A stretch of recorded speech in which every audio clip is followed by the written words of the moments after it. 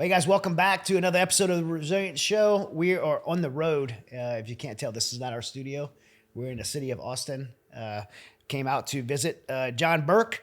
And I want to introduce you to John Burke, but I'll tell you before I read his bio that his book, Imagine Heaven, had been something that it just really impacted me. I listened to it once in an audiobook, and then immediately I had to buy it because this is a book I wanted to devour, get a highlighter out, take notes, do research, and then I listened to it again on audiobook. So I've been through it 3 times and was just super intrigued by the topic of near-death experiences. And he's to me, he's the kind of current expert on that topic, and has built quite a reputation for being able to speak on the subject.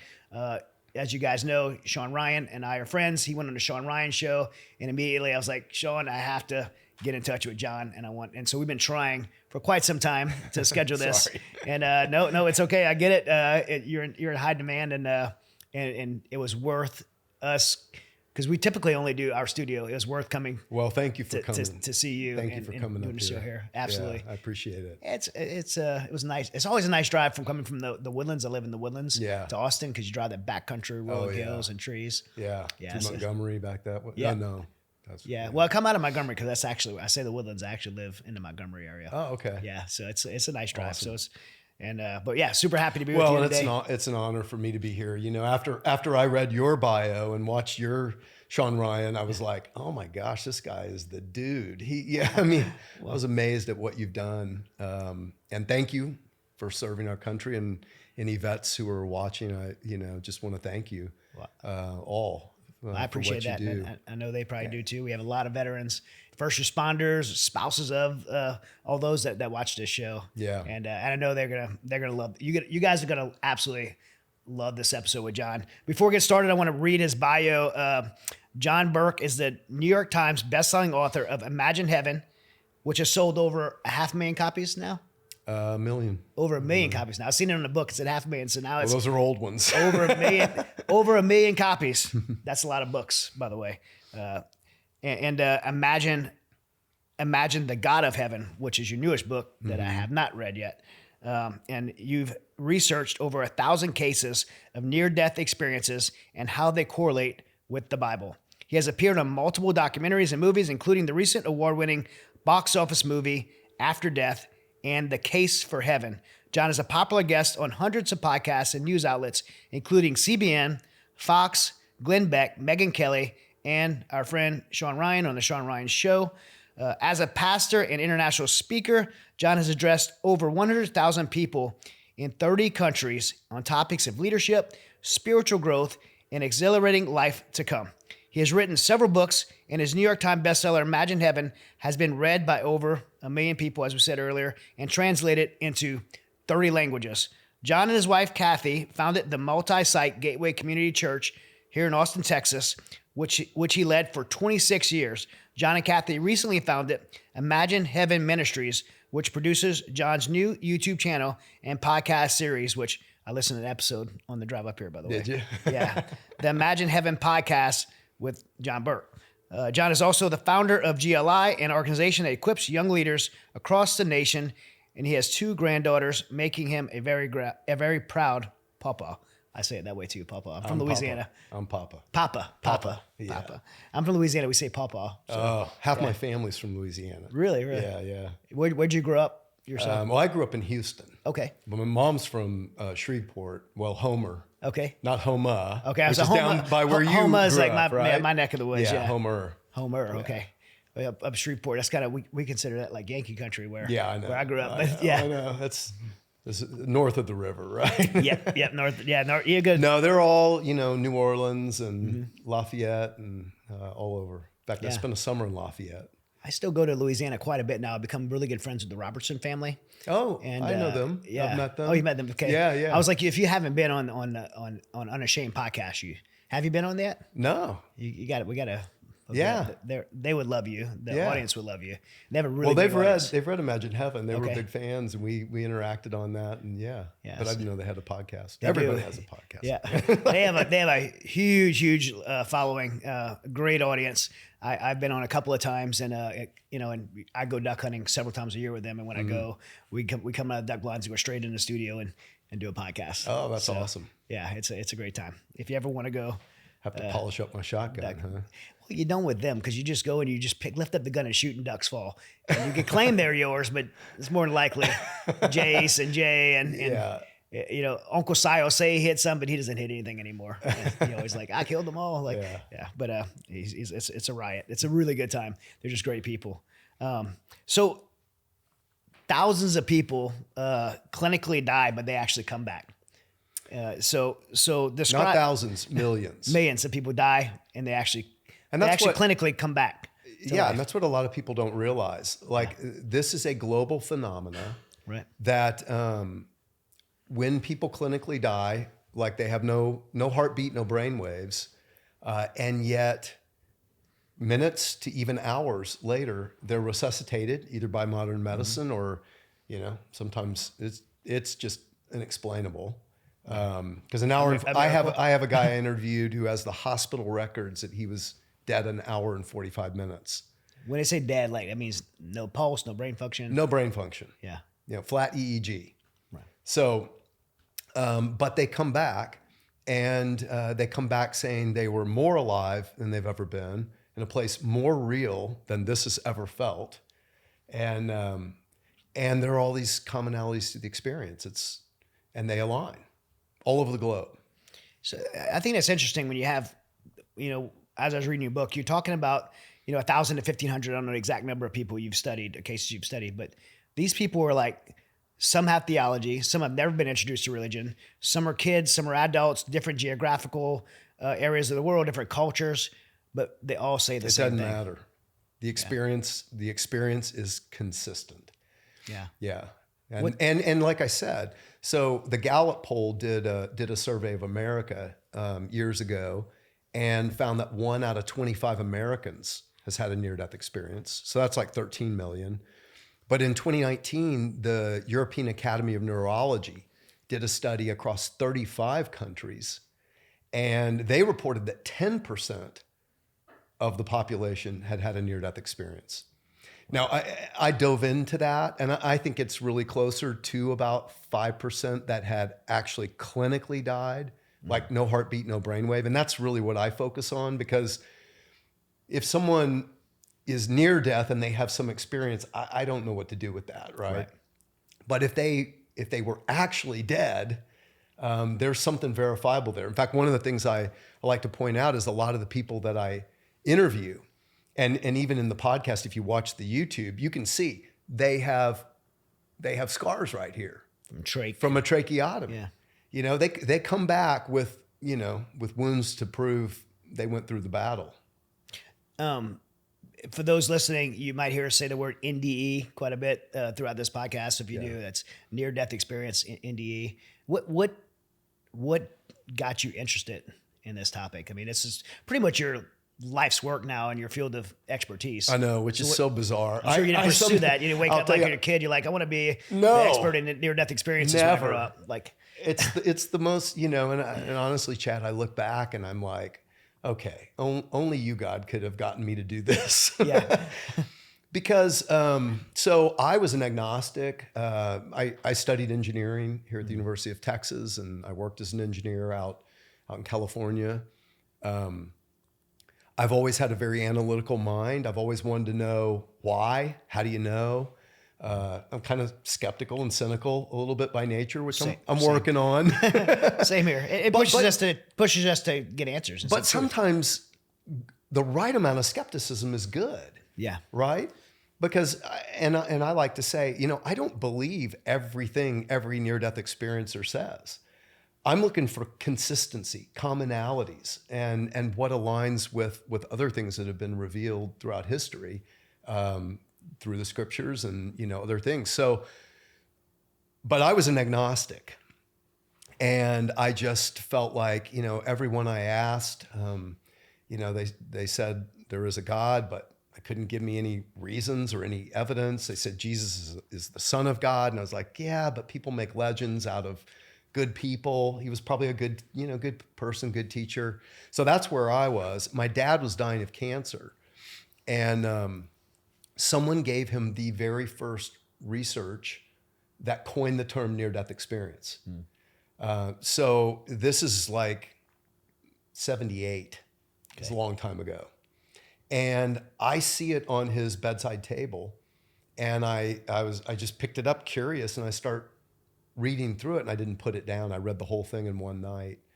And I said, oh my gosh, like this might be the evidence I've been looking for, that there really is a life to come. There's a God, maybe even Jesus, because so many of them were experiencing Jesus. And so that opened me up. I was a bit closed. How old were you at this time? I was 17. Okay. At the time. So I was young. My dad was dying, and he did die. And I'm in this process of wrestling through what I believe and all that. And then he died. Where's your dad gonna go? Well, I didn't know, because we'd never talked. We'd never talked about faith. And they took me to church, growing up. But again, it's just, I don't know, back then it wasn't really, it wasn't talked about, or not in my family, though my mom had deep faith. And I later found out my dad did too. He was just, my dad's story is one of a broken home in the Great Depression. His dad was an alcoholic, left the family, abandoned them in poverty, a lot of abuse. He was a wounded man. Yeah. And, but a wonderful dad, right? But just kind of closed off, right? So I wish we had had those conversations, but we didn't. So when he died, for me, that was kind of like, well, God, even if you are, excuse me, but screw you. That's what I said, literally. Like, I don't care. Why would I want anything to do with you? I prayed, you didn't answer. And, what I started to realize, though, is that, wait a second, okay, I've lived my life without God. I know what that's like. The partying and all the, I quickly was going down the road everybody goes down, right? And what I realized is, if there is no God, then this is all I get. It's like my best friend, my dad, my mentor, he's gone, and it doesn't mean anything. And there's no resolution to it. That's all there is. But if there is a God, then there might actually be resolution. Like, it all may be made right. Yeah. And that kind of changed me in that moment. And I said, okay, all right, I'm gonna keep going. I'm gonna trust you. So the near-death experiences opened me up, and then I started actually studying the Bible, because so many of them experienced this God of light who was love and personal, and so many experienced Jesus. And I eventually came to faith in Christ, but for different reasons than near-death experiences. We're going to break down some of the things that happen during near-death experiences that people have. But I want to look at, because you said you're a skeptic. I'm a skeptic by nature. I always, like anything I'm skeptic about, though, I think the good side of me being a skeptic is I seek truth, and I'll pursue things I'm skeptical about, because I want to know the answers. And so there's a lot of questions from a lot of people about what people experience during near-death experiences. And I was watching I was listening to one of your interviews on the way up here, and you showed a clip of Joe Rogan talking about, he was speaking with this one agnostic. Dr. Michael Shermer. Yes, about a chemical flood in the brain. Right. And that's the consistency. Right. It's not a near-death experience. The consistency is this chemical flood in the brain. Yeah. And there's a lot of scenarios like that people try to point to outside of actually God or heaven. Yeah. And what I was trying to do is show, there have been many alternate explanations. And, when I was starting to study these, when I was still an engineer, I went through all those. Like, well, maybe it's hallucination, or maybe it's the anesthesia, or maybe it's the neurotransmitters. When you die, your brain does flood with neurotransmitters, and they do. If you inject neurotransmitters into okay, a healthy person, it does have some semblances of some of the aspects. And so that's what leads to, you know, atheists like Dr. Shermer to say, we know this is brain-based. Right. And what I was trying to point out in that episode 1 of the podcast is that they're not taking into account all the evidence. And in Imagine the God of Heaven, in this new book, I go through 10 points of evidence that convinced me, but it also has convinced many skeptical medical doctors. Like the first researchers who started studying this back when I did were cardiologists, oncologists. A lot of them are good friends now. And many of them, from what I've seen through your stuff, they were skeptics trying to prove that it wasn't. That it wasn't. Yeah, because here they're cardiologists and they're like, I've never heard anyone say this. Like, this isn't a divine. This is like, there's got to be explanation. And when they started asking though, and part of that is because people are very hesitant to reveal this. Mm-hmm. And I think the reason is because I like to use an analogy. Imagine, you know, so death, I think death means separation. Mm-hmm. So death, your soul leaves your body. And our bodies we're confined to 3 dimensions of space and 1 dimension of time, right? So I think what happens is, imagine if you were living this life on a flat black and white painting, you know, like that. And at death, then your 2-dimensional self, which could only go up and down and side to side, you didn't even know in or out because there's no 3rd dimension. You get peeled off that flat black and white world, and you're now brought more alive, not just with 2 dimensions, but 3 dimensions of experience and color instead of just black and white. Like we are now. Yeah. You'd be jazzed. You'd be like, oh my gosh. And also you can see what's going on in the world you were in because it is contained within this greater dimensionality. Mm-hmm. And then imagine you get pressed back into that flat plane, and you have to describe 3 dimensions of color in 2-dimensional black and white terms. And when I've talked to near-death experiencers that I've interviewed, they say, "Oh, that's it." And so it's a sacred experience. It's an otherworldly experience. So when they first talk about it, people are like, they just write them off. So they're going from this 3-dimensional world that we're in to something much more. Yes, a fourth spatial dimension, 5th spatial dimension. I don't know. Yeah. Definitely at least 2 dimensions of time, maybe 3. And I talk about that in Imagine Heaven, how the things they describe would correlate if you had 2 dimensions of time. One of the things that I thought really refuted the skepticism was people having experiences that they couldn't have known. And especially with some of these doctors that have spoken to NDE. How do you say it? NDEs? Yeah. NDEs. Yeah. Some of the doctors that have spoken to these folks saying like they were able to see themselves being resuscitated, undergoing surgery. They were able to see things that they would not have known because they were dead, right, or under anesthesia or whatever, and 2, just their purview of where they were laying in a bed as opposed to being above, seeing all this stuff going on. Exactly. And they were able to have firsthand testimony and with accuracy. Right. And that's what first got my attention when I was like, okay, you know, I had now become a Christian, and I was hearing more and meeting more of these people and these stories, because I was living in Santa Barbara, California, which turned out to be the central research hub. And so I kept coming into contact, and I started charting things. I was trying to figure out, okay, how do these align with what I'm learning in the Bible, or do they? Because there were some confusing things too. Yeah. And the first of the 10 points of evidence I go through in Imagine the God of Heaven is what you were talking about, veridical perception. So when people die, they say they leave their body, but they're still themselves. In fact, more themselves than they've ever felt, and not with 5 senses, more like 50 or 100 senses and blended senses. And so it's this like Superman feeling. Yeah. That's what one guy said. I felt like Superman. And so, but they're still alive, and they're still themselves. They're still conscious. They still have their memories, their thoughts, their human, all of it. But they're also initially up above in the room where the resuscitation is taking place. Not always, but many times.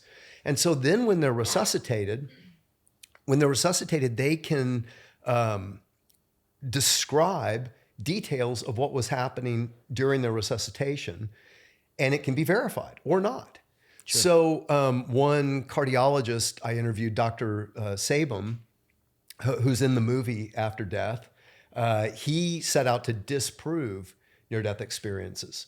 And he read the same first research I did, the first book, and said, like, that's not true. Starts interviewing his patients, starts hearing more and more. And after 5 years of research, trying to scientifically disprove near-death experiences, he wrote an article in the Journal of the American Medical Association showing that there's something here. Because he said these patients, like Pete Morton was one of them, he said he described to me the procedures I did on his resuscitation, that if I had just taken the tape and played it, I could have taught physicians how to do resuscitation. There's no way he could have known that. But you have many like this. I report on a woman in a hospital who died giving birth in London, leaves her body, and she's up above the ceiling, and then she travels, and this is another commonality, place of exquisite beauty in the presence of this God of light, and he sends her back. As she's coming back, she notices on the top side of the ceiling fan a red sticker and what it said. She's resuscitated. She's trying to tell the nurses and doctors about this amazing experience. They don't believe her. And she finally gets one nurse and says, look, I can prove it to you. Go get a ladder and look on the top side of the ceiling fan. And she goes and gets an orderly and gets her help. And they go, this is what it says. And they find the red sticker, and that's exactly what it said. Wow. Now, you know, you could say, oh, well, those sound like good internet stories that travel. Sure. Which, by the way, I'm more and more concerned about.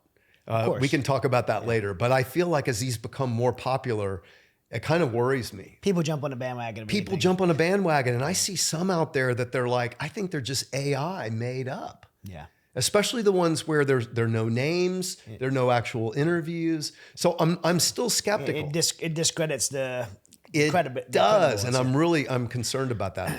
But at the same time, you know, you have these verifiable perceptions. Dr. Jan Holden studied 100 people who had cardiac arrest and reported having a near-death experience, who made, you know, each might make 5 or 10 observations.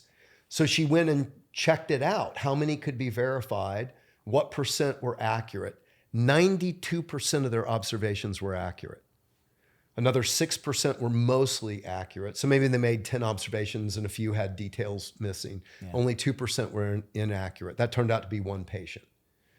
So so that got my attention. Like, that's grounding this experience in our reality. Right. The second thing that totally got my attention and convinced me, or began to convince me there's something to this, is that when people blind from birth have a near-death experience, they can see. And they report all the same commonalities as people who were sighted talk about experiencing in their near-death experience, but they're visual perceptions. So even like, I think on the first podcast, I don't know if you got to it, but I interviewed Brad. Yeah, I don't think that's the one I entered. Oh, okay. Yeah. Yeah, so you can hear Brad talking about what it was like to see, and you know, he's up above his body, and then he's going up and out of the ceiling, and he's seeing traffic, and he's seeing lights and a trolley car on the street, and he's going, I'm not understanding how I can perceive all this information because I can't really hear it or touch it. Well, a lot of, and one of the things that, I mean, that sounds like if you experienced that and had no idea what was going on, there would be this overwhelming sense of fear. But no, people don't explain. People don't talk about being scared. No, usually there's peace. Now, we can talk about, there are hellish near-death experiences, sure, yeah. But initially, most of the time there's peace, and then they travel. They travel to, sometimes it's through like a tunnel or a portal that opens up that they go into and travel, but sometimes it's with angels. Yeah. And they travel to this place of exquisite beauty. Can you like because we're doing it in segments, can we do like one example of someone like from moment of death till like till coming back, what that experience might be like, just from one of the testimonies you've had? Yeah, and I'll tell you about one of the blind Okay. people, because hers has a lot of the elements, but a lot of the verifiable elements as well. So Vicky was 22 when she died in a car accident. They rushed her to the hospital. She leaves her body, and she's up above watching them go nuts on her, basically, because she's dying and they're losing her. And she's saying, she's trying to get their attention, because she said, I'm fine. I'm right here. I'm fine. And then she realized, I must be dead, and that must be my body, because she noticed her wedding ring had an orange blossom on it, and she had real long hair. And so she realizes she's dead. She's trying to adjust to this perception called sight. By the way, when these blind people come back, they're blind. So they're still blind when they come back. And then she said, I knew where I was going. She was a believer in Jesus. She's like, I'm out of here. This is chaotic. And she goes up through the hospital, out, and then this portal, black, opens up, and she goes into it. And she said that she couldn't describe colors because she didn't have words for them, but she said all she could say is they were different brightnesses, which is fascinating, right? Yeah. And she said, then when I go into the tunnel, there's no more color. And so I guess that's what you call darkness. And this is a commonality, as many times through this, dark tunnel, and they go. And she comes out onto this place of, like I said, it was a garden-like setting, but come out different places. And sometimes it's like she was in the garden and trees and flowers and birds and a group of people coming toward her. Sometimes, like Brad, the other blind kid, he comes out on this hillside of this gorgeous valley. And he's tall palm trees and trees taller than he said I'd ever imagined from what people told me. Yeah. And he's going up a hill. So they come to this beautiful place. Now, what Vicky interestingly said, and Brad said, two blind people, but also near-death experiencers commonly say this, is the light that they experienced was not like the light of the sun. They said this light was palpable, and it was love and life all together, and it was coming out of everything. Vicky said the light was coming out of the grass, out of the trees, out of the birds, and even out of the people coming toward her. Now, what's fascinating is that is a commonality when near-death experiencers are describing heaven or paradise, that the light is coming out of everything. Well, in the book of Isaiah, the Jewish prophet Isaiah, who wrote in 780 BC, he says, there's no sun or moon in heaven, for God is its light. Mm. And then John, in the book of Revelation, who's one of Jesus' disciples who Jesus took into heaven and shows him heaven, right? And in Revelation 21, he says, there was no sun or moon over the city, for the glory of God is its light, and the Lamb, Jesus, is its lamp, and the nations will walk in that light. And that's exactly what near-death experiences blind people are testifying to. Yeah, and people probably have never read that scripture. We're not familiar with those scriptures. Even Christians. Yeah. I hadn't. Yeah. And I'll be honest, when I was first studying this, I was like, okay, that's bizarre. Light coming out of everything, and that's kind of weird. I don't want to be a light being, and what does that mean? And then I started to realize, okay, this light is the glory of God, which is also his love and his life. Remember, Jesus said, I'm the light of the world. Whoever follows me will never walk in darkness, but have the light of life. And God is love, John says, right? And so the love and the life and the light is what gives life to everything and comes out of everything. And even the people.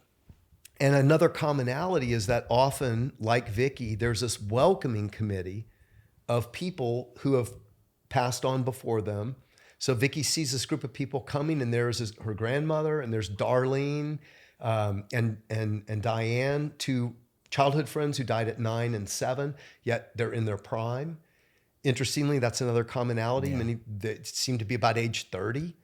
And this light coming out of them is expressing love.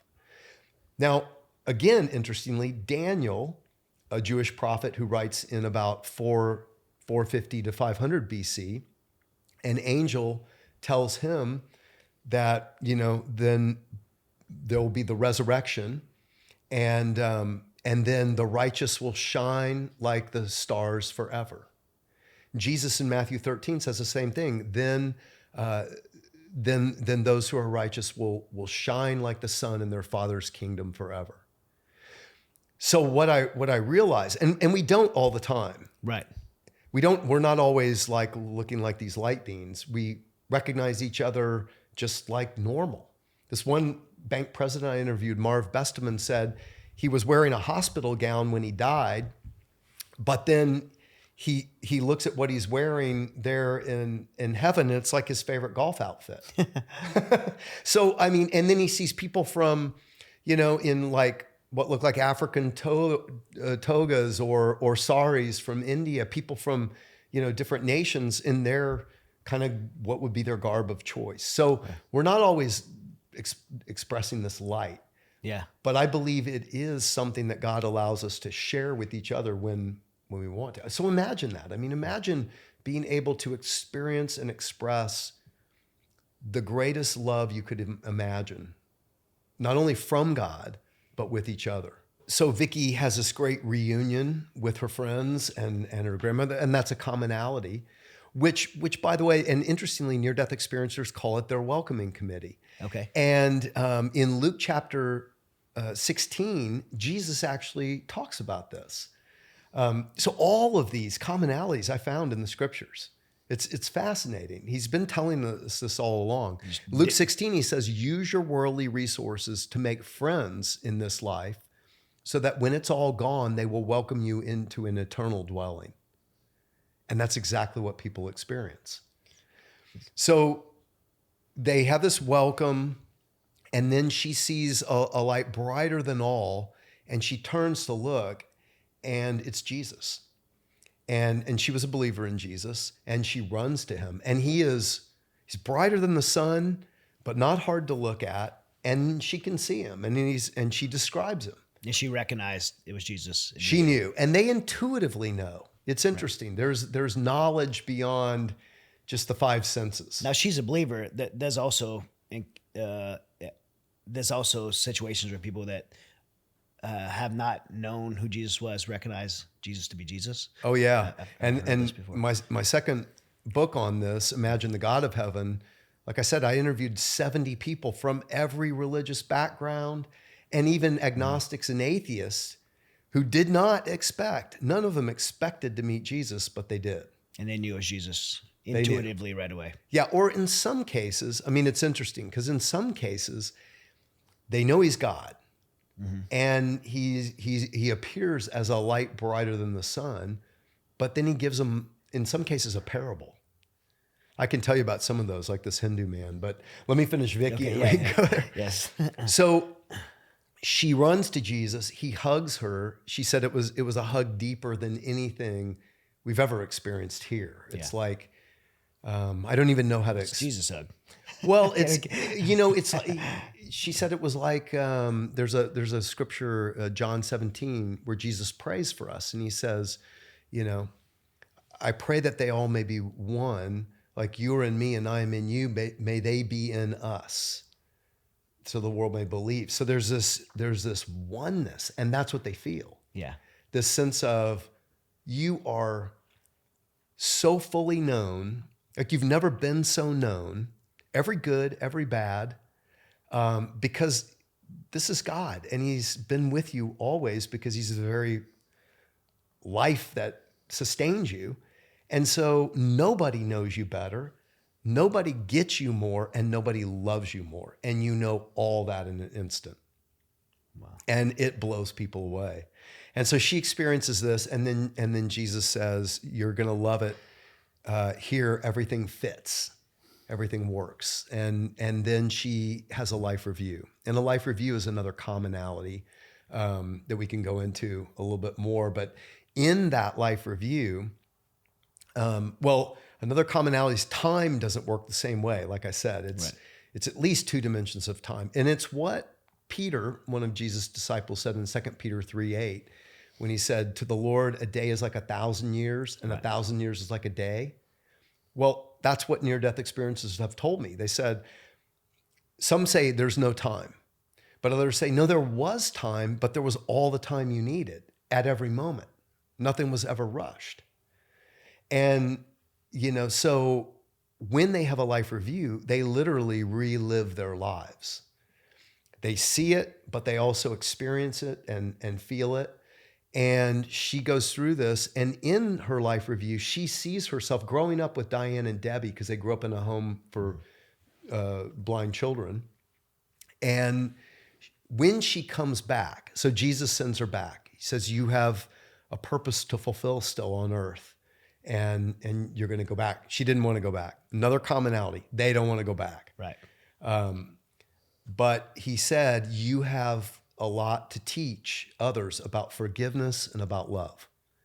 And she comes back. And when she comes back, she's able to describe the movements and some of the disabilities that Diane and Debbie had, how they walked, how they looked, to the house mother and the researcher who interviewed all of them. And it all checked out. But she still couldn't see. Yeah. So there are things like that just, they blow you away. And there are many more things that convinced me that this is legitimate. There's another consistent thing of people saying they can't cross a certain point. Yes. It's like, I think a border or a boundary. Yeah. So 30%. And that's another interesting commonality that convinced me, is that there are all these consistencies.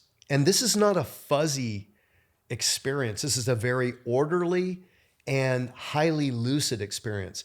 In anesthesia, which, by the way, these happen with or without anesthesia. Right. So that doesn't explain it.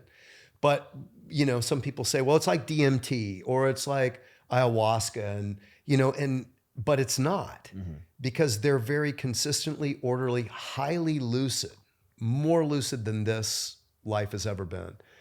And I've even interviewed near-death experiencers who have done LSD or DMT, and they say, no, it's not the same. So, I'm sorry, I just totally got derailed. No, I was going to say, well, I don't know where you're going, but I had a question with that. Yeah, go ahead. These ibogaine or ayahuasca experience, they say ayahuasca, right? Ibogaine, oh, ayahuasca. These experiences, some say this is actually almost like an NDE experience where your body or your spirit leaves your physical body. I mean, medically induced or chemically induced by some of these things. Is there a danger in that? Like, I mean, is there a spiritual consequence to engaging in that? So I've been looking into this more and more, and I can't say I'm an expert in it, and so I don't know everything. One thing, I was talking to Sean Ryan about this quite a bit, because he did psilocybin and it was very helpful to him. It's been when this first came out, I don't think I would personally do it. I certainly wouldn't advocate for it because I don't know enough about it, and I've publicly spoken against it. But then speaking to guys like Sean and some other friends who have veterans who have had PTSD and substance abuse addictions, they've had this experience and it's helped them. So it's hard for me to continue to refute things that are helping people. And people have found, people have been atheists, agnostics, and through their experience with this, have felt, hey, there's something else I'm beyond. I got to go search it, and then end up in a relationship with Jesus over it. So I'm really torn on it. But you're talking about but one thing they do say is they feel like their spirit leaves their body. Yeah, and so I don't know for sure, but there is some interesting research. So there was a doctor, Dr. Walter Penfield. This is back in like the 50s, and he was a neurosurgeon who was trying to cure epilepsy. So he would operate on epileptic patients, and he would literally open them up, and because your brain has no senses, right? He could stimulate across neural networks and fire different regions of the brain, and he was actually able to map the brain. Like find memories, specific memories. And find memories and find motor senses. And so, but here's what he was a materialist, which means, we're just physical matter, we don't have a soul, we're just a brain. And when the brain shuts off, there's no more me.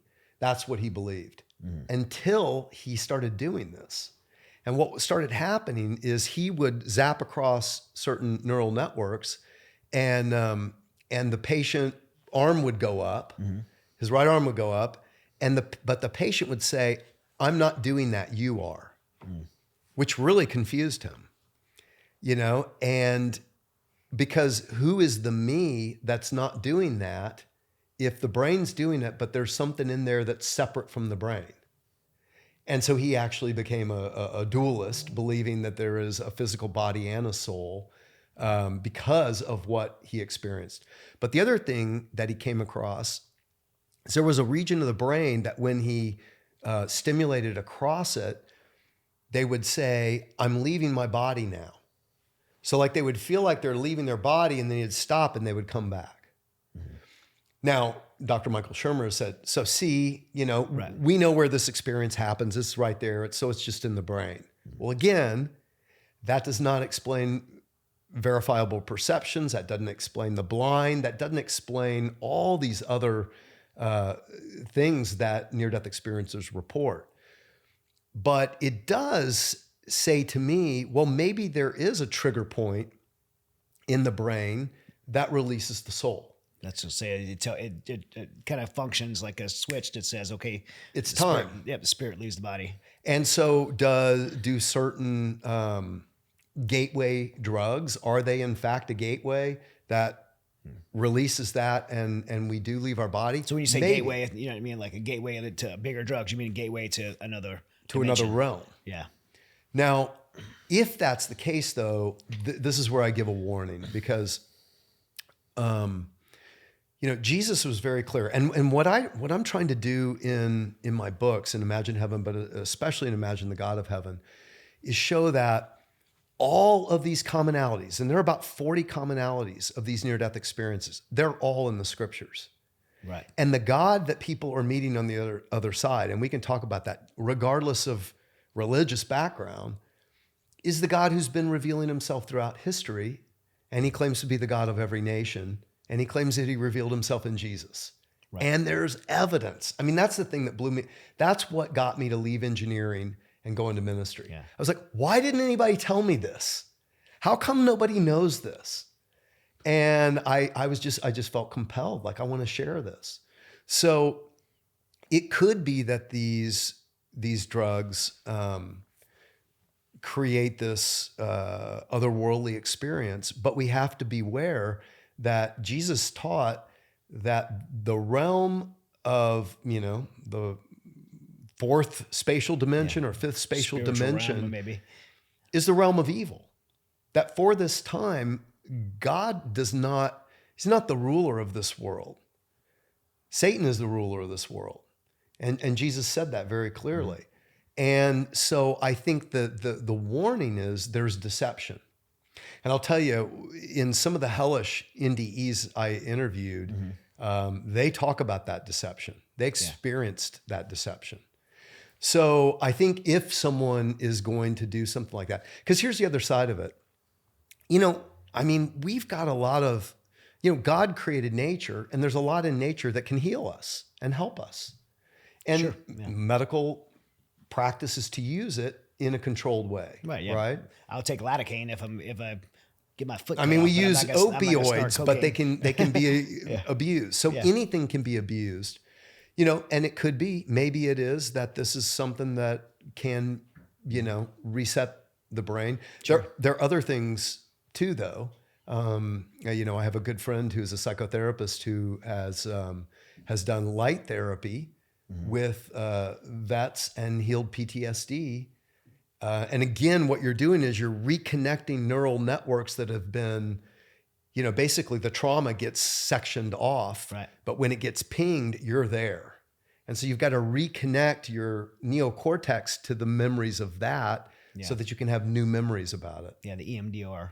EMDR is another process, but the problem with EMDR, as I understand it, is you have to relive it. Yeah. That's why I've always, I mean, not speaking against it because I know it's helped some people. For me, I was not interested in EMDR because of that. I felt like now I have done a prolonged exposure therapy, and that's been helpful. But the EMDR was not a path I wanted to go down.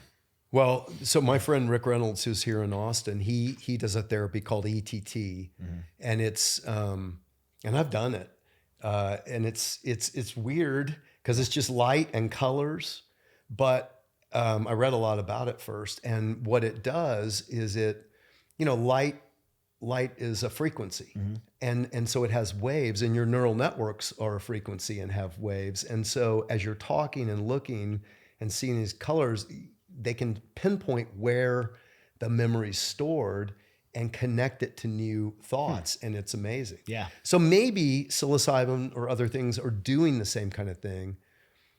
I would say this: if you're going to do that, be prayed up and ask God if you should, and to go with you. Yeah, it'd definitely go with you. Because if you're going into a dimension that you may not belong in, you're going to need that spiritual. Or you're going into a spiritual dimension, you want that spiritual protection. Yeah. Because the Bible's pretty clear. I forget.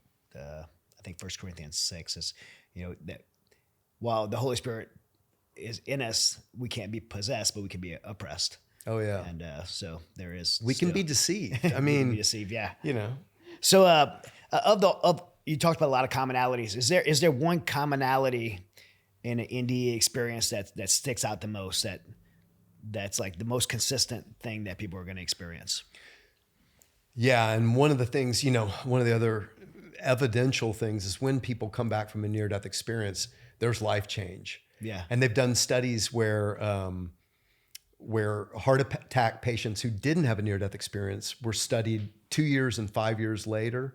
Actually 2 years and 8 years later. And the ones who had a near-death experience had radical life change. The ones who didn't. And one of the things, the two things that causes the most life change. So some near-death experiences are shallow, what I call shallow. Yeah. Maybe they leave their body, they feel these new senses, they see things going on in the room, and boom, they're back in. And by the way, Chad, you can interpret that any way you want, right? And that's part of the danger. If you don't look at all the commonalities and you don't look at the other things God's revealed, you can come up with a lot of different interpretations, but it might not be right, But the life review in God's presence is by far the most life-changing. Yeah. Because first of all, in God's presence, consistently all around the globe, people come back saying, God is the love you've always wanted. Yeah. Like they try to describe, like, take all the love you've ever felt for a child, from a grandparent, from a mother or dad, for your spouse, all of it, put it together in one experience and then multiply it by 1,000,000, and you're still not there. Yeah. And so that in and of itself is life-changing, but often God gives them a life review. And this life review is like a panoramic reliving of your life up to that point. And what's fascinating about it is they experience not only kind of watching it, like imagine like a very real hologram being played out before you, but they're also remembering every thought they had and every feeling they had.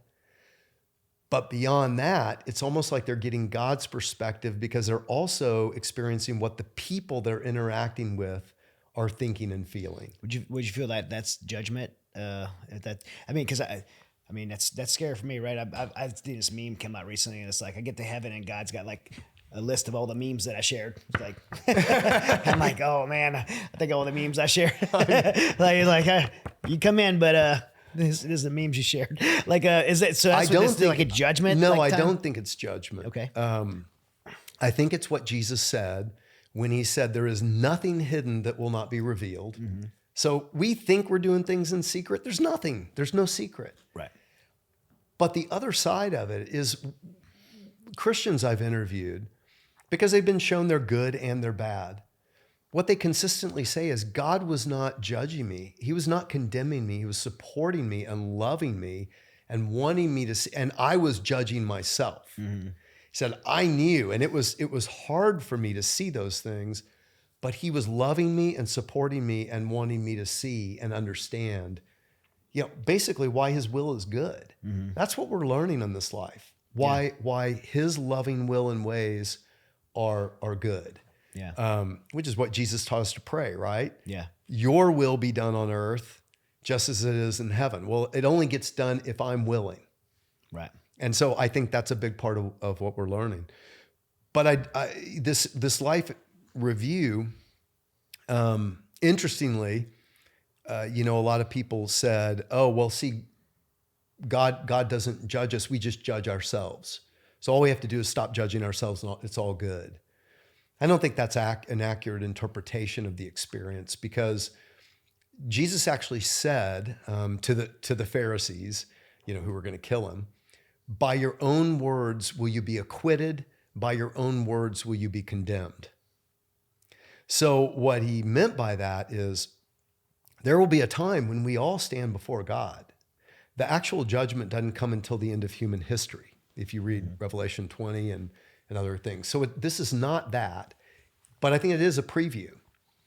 And I think what God is showing us is that he was serious in Matthew 22 when he was asked, what's the greatest commandment? And Jesus quoted Moses, love the Lord your God with all your heart, soul, mind, and strength. That's first. But the second can't be divided from it. Love your neighbor as you do yourself. Yeah. Keep these two and you keep all the commands of Scripture. And that is the lesson of the life review. It's amazing. That's what people say. This one guy, Howard Storm, who first has a hellish experience, but what he said about his life review is we're going through it and the emphasis is on relationship and how I treated people. And he said, I could feel how Jesus felt. Like he showed him one example when his sister had lost a pet and was crying late in the night, and he heard her crying, his little sister, and he goes in and just puts her arm around her and comforts her. Simple. Yeah. And he said, I could feel Jesus' joy over me doing that. And he said, but those were few and far between. And he also showed him how he was a tenured college professor. And he showed him how he treated the students. And like this one student came in and he was distraught over losing a girlfriend. And Howard's reliving this with Jesus, and he's hearing his thoughts going, I don't have time for this. I'm too important for this snot-nosed kid. Get out of my office. Do you think I really care? And I mean, he's really experiencing this, and he's feeling how that saddened the Lord. Now think about it. That's exactly what Jesus taught in Matthew 25. When he said, one day we'll all stand before the King, and he'll say, when you gave me, enter my kingdom, enter my joy. For when I was thirsty, you gave me water. And when I was hungry, you gave me food. And when I was in prison, you visited me. When I was sick, you came and cared for me. And they'll say, when did we do that for you, Lord? He said, when you did it for the least of these people, you did it to me. And this near-death experience, life review, is showing them that. The other thing that's so powerful about the life review is sometimes, and they're not all the same, but sometimes they're able to see the ripple effects of their little acts of kindness and how God uses that to change humanity. And so, like Dr. Mary Neal was a spine surgeon that I interviewed. She was pinned under a waterfall in a kayak for 30 minutes. Yeah, I've seen this one. Yeah. And she said, as Jesus was holding her, she's underwater. She knows she should be dead. So she's still very conscious, right? Right. And she gets a life review. She says, everything was laid bare, my good and my bad.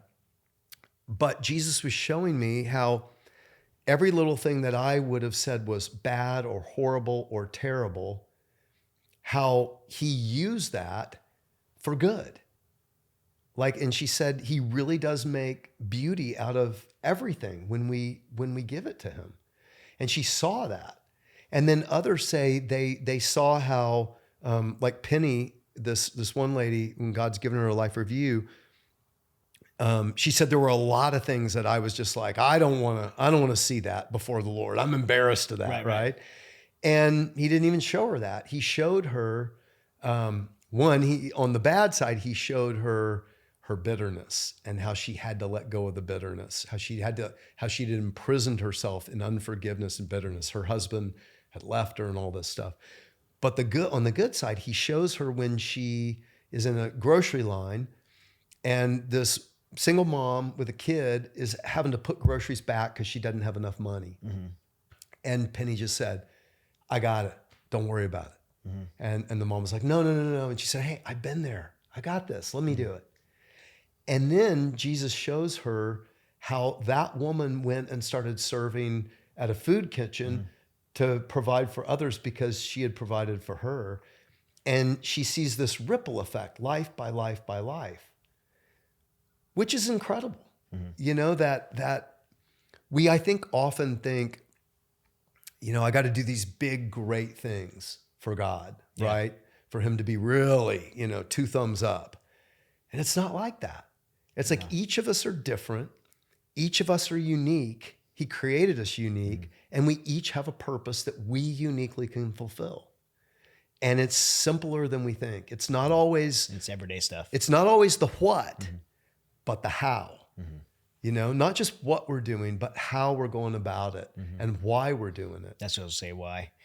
You know, obviously you and I are both Christians, but so if I could play the devil's advocate a little bit. Yeah. I know you've referenced NDE or speaking specifically about Jesus, but of all the religions and beliefs of the world since the beginning of mankind, just someone having a spiritual experience coming out of their body doesn't in itself justify Christianity or prove Christianity. So what in these experiences would you say point to Jesus, to Christianity? Because obviously if someone is a Christian and they'll reference God as Jesus, but is there something consistently that points to Jesus as the answer or the solution, not the solution, the religion?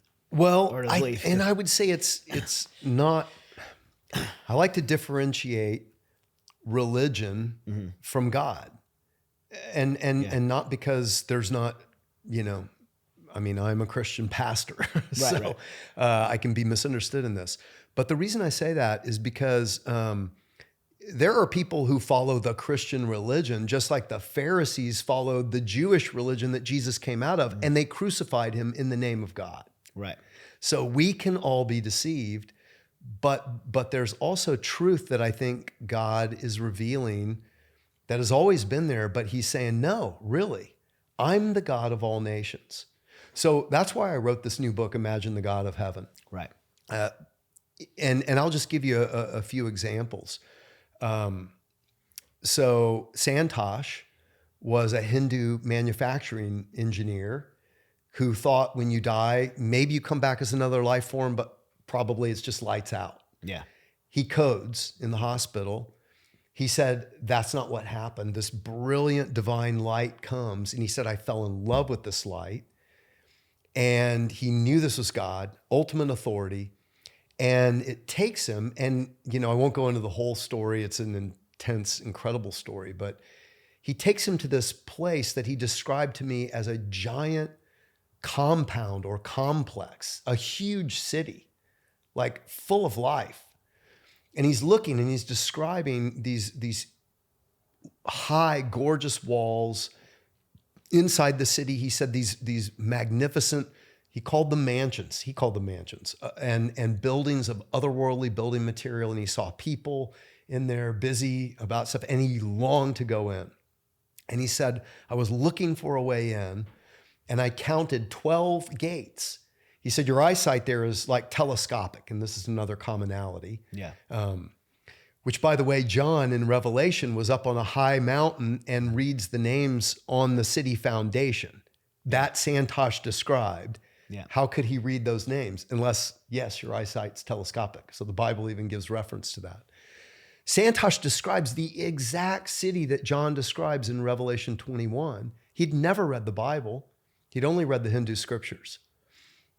And then he also sees a vision of this abyss and a lake of fire. And he doesn't want to go there, and he wants to go in the city, and he doesn't know what are the options. And he turns and he sees who he said was the Almighty on a throne. He said, I knew this was the Almighty. I didn't have to ask. And he instantly he looks into his eyes, and he later told me he believes this was Jesus, the glorified Jesus. He didn't know that at the time. And he sees his life review. He sees all his sins. He falls to his knees and he says, Lord, forgive me, forgive me, forgive me. Because he knew that's what I deserve, that abyss. Yeah. But he didn't want to go there. And when the Lord finally speaks to him, he said, I was shocked because he had such compassion and such tenderness and love in his voice. And he said, Santosh, I'm sending you back. And then it goes deeper than that, but the Lord basically gives him a parable. And here's the parable. And remember, Jesus taught in parables. Right. Right? We don't like parables because we just want the answer, but he's not like that. He makes you seek, right? And he shows Santosh, he could not go in through the 12 gates into the city. But then he shows him what Santosh called a very narrow gate right beside the throne, open into the kingdom of heaven. And, because he had this long conversation with the Lord and he felt like he was a friend and like so loved by him, he said, Lord, when I come back, I want to go through that narrow gate. Show me, how do I go through that narrow gate? And then he sends him back. So Santosh is seeking and praying for 2 years. God, I want to know you. Who were you? You weren't like the gods I grew up knowing. You're so compassionate, loving, and merciful and forgiving. His daughter gets invited to sing in a church choir because she was a choral major. Santosh goes to hear her, and the message is on Matthew 7. You enter the kingdom of heaven through the narrow gate.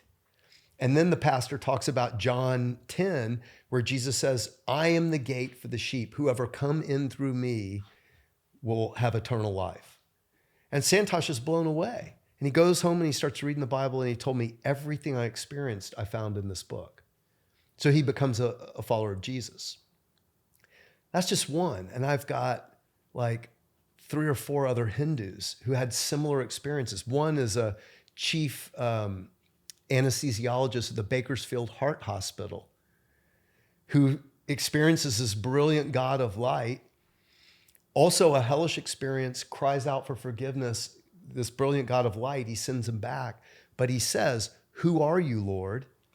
And just like Paul, in Acts chapter 9 on the Damascus Road, he didn't believe in Jesus. He experienced this brilliant God of light.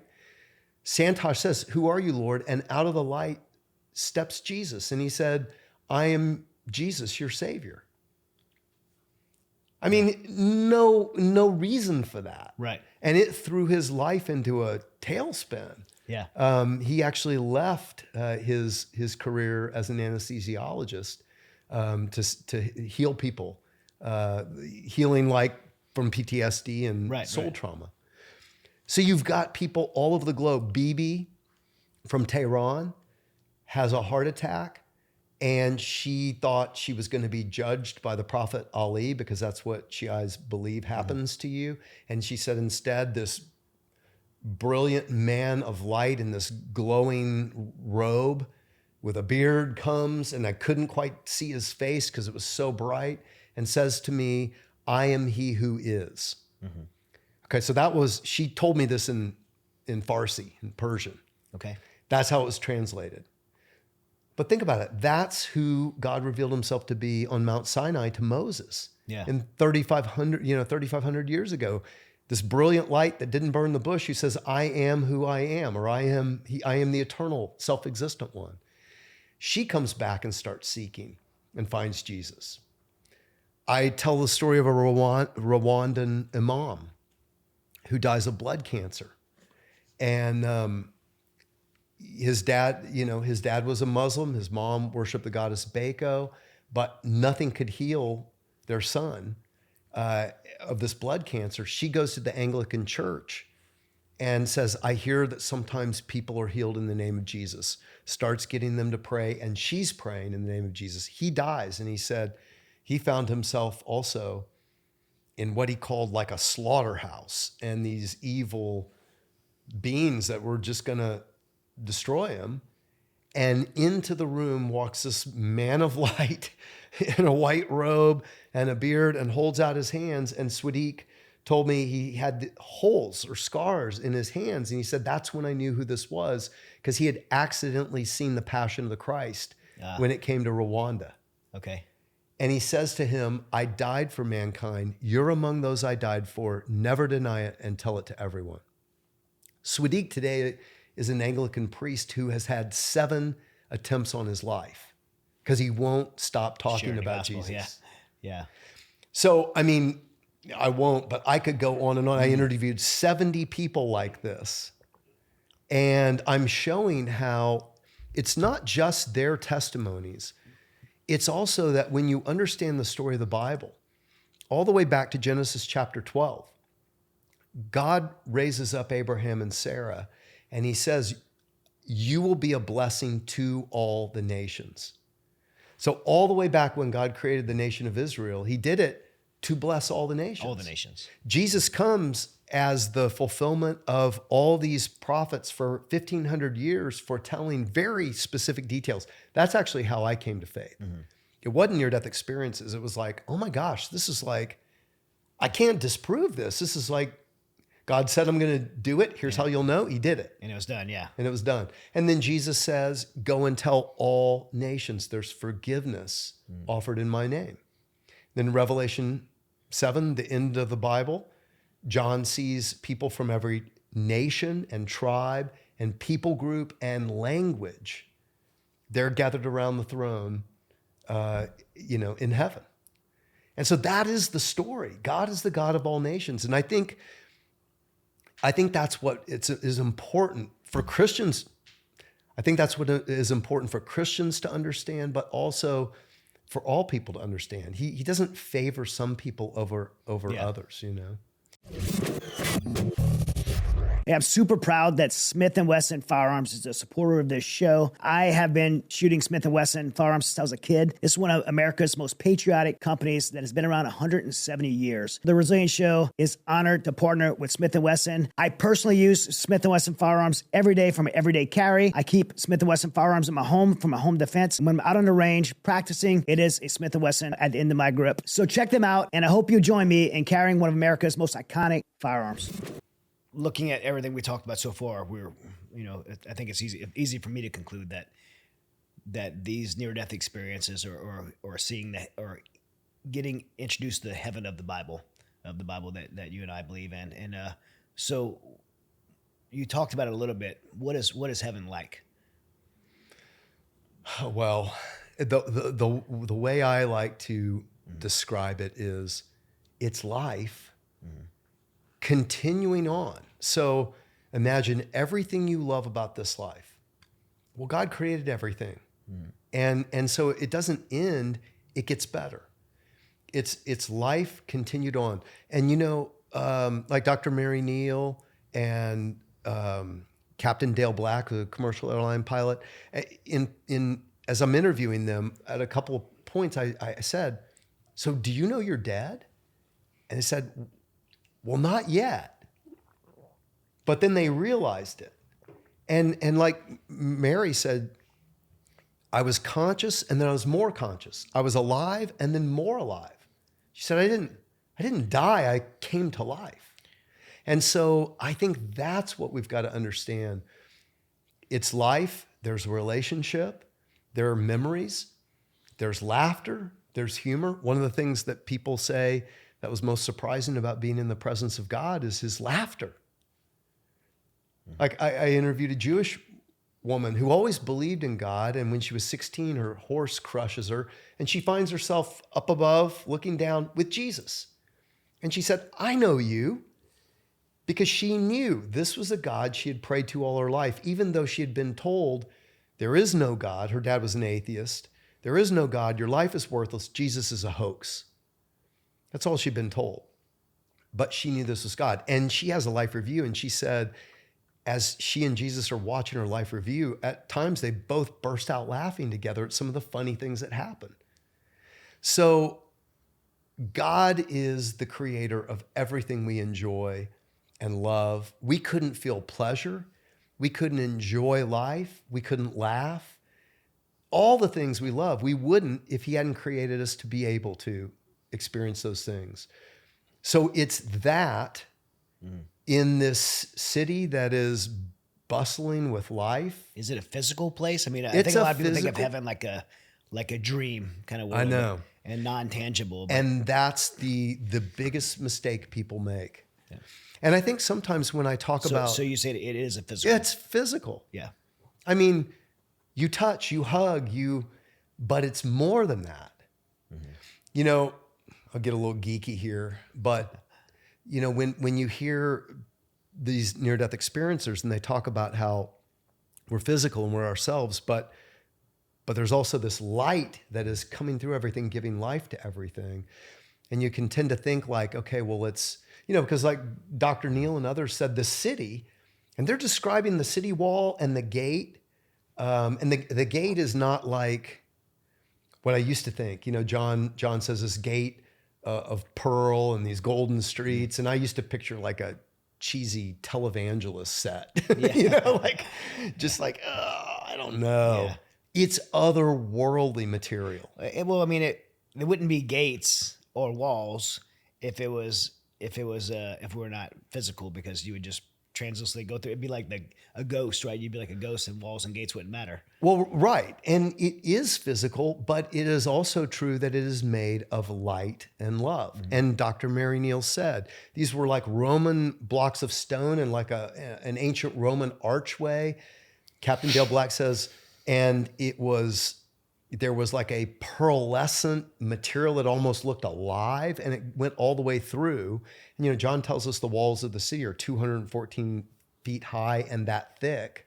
So there's a tunnel going through. They describe that. And it's lined with this pearlescent kind of material. So John was describing something real, but he didn't have words for it. And they are as well. And yes, you can touch it, but it also is made of the light and love of God. Mm-hmm. Now, that sounds non-physical or non-tangible, but right. Think about this. You know, if you and I touch, mm-hmm. It's physical, right? But it's really just my atoms being repelled by your atoms. We're not actually touching. You can't touch, right? Atoms can't touch. I mean, science tells us an atom, you know, is a nucleus, a neutron, and a proton, and electrons in probability states. Yeah. And 99% of every atom is just empty space. So most of me is empty space. So how am I physical? Well, it's actually it's the electromagnetic energy repelling when we touch. We're not actually touching. So even though we are physical, we are really electromagnetic energy states. So, I mean, that sounds kind of weird, but if you think about it, that is reality of life on earth. So what if the foundation in heaven is the light of God, not electromagnetism? So it's physical, but it's also the light of God. Does that make sense? It does make sense. Well, only because I've heard you talk about it before, but yeah, I know of listening to these songs in church, like we've been dead 1,000 years. I'm just singing in heaven, worship in heaven.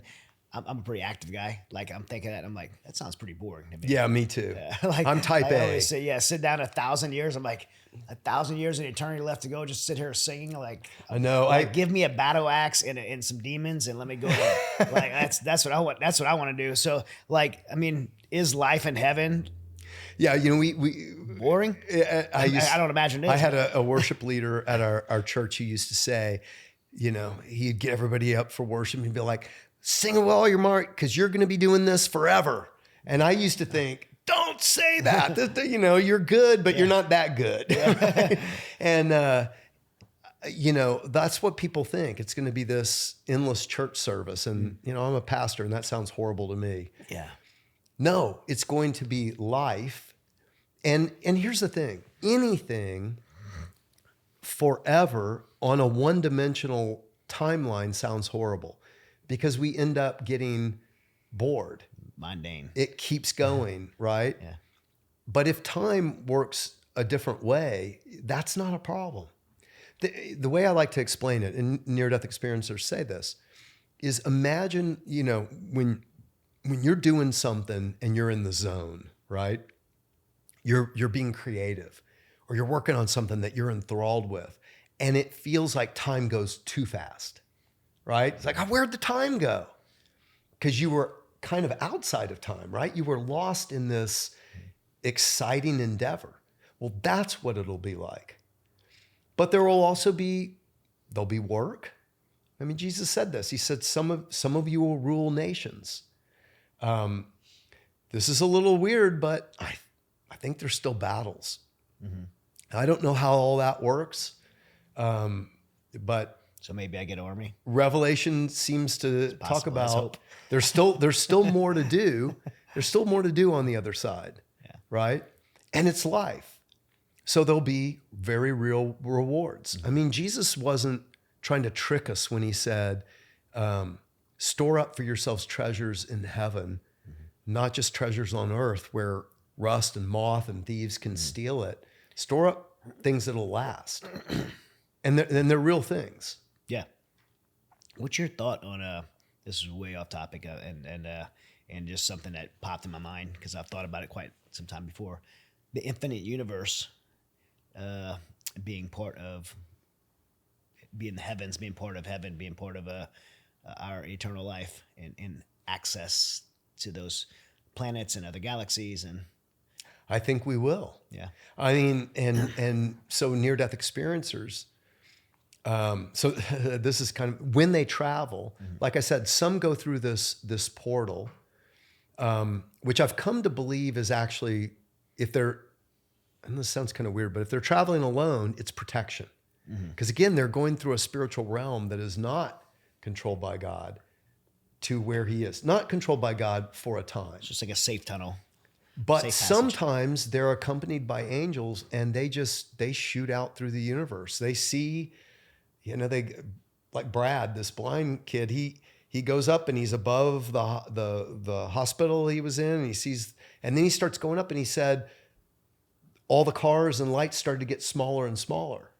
Well, he's blind. He's never seen perspective change. And that's what he's describing. Yeah. And they go out through the universe and they come to a place like I described already. But this one girl I told you about, the Jewish girl, Heidi, who meets Jesus, has the life review.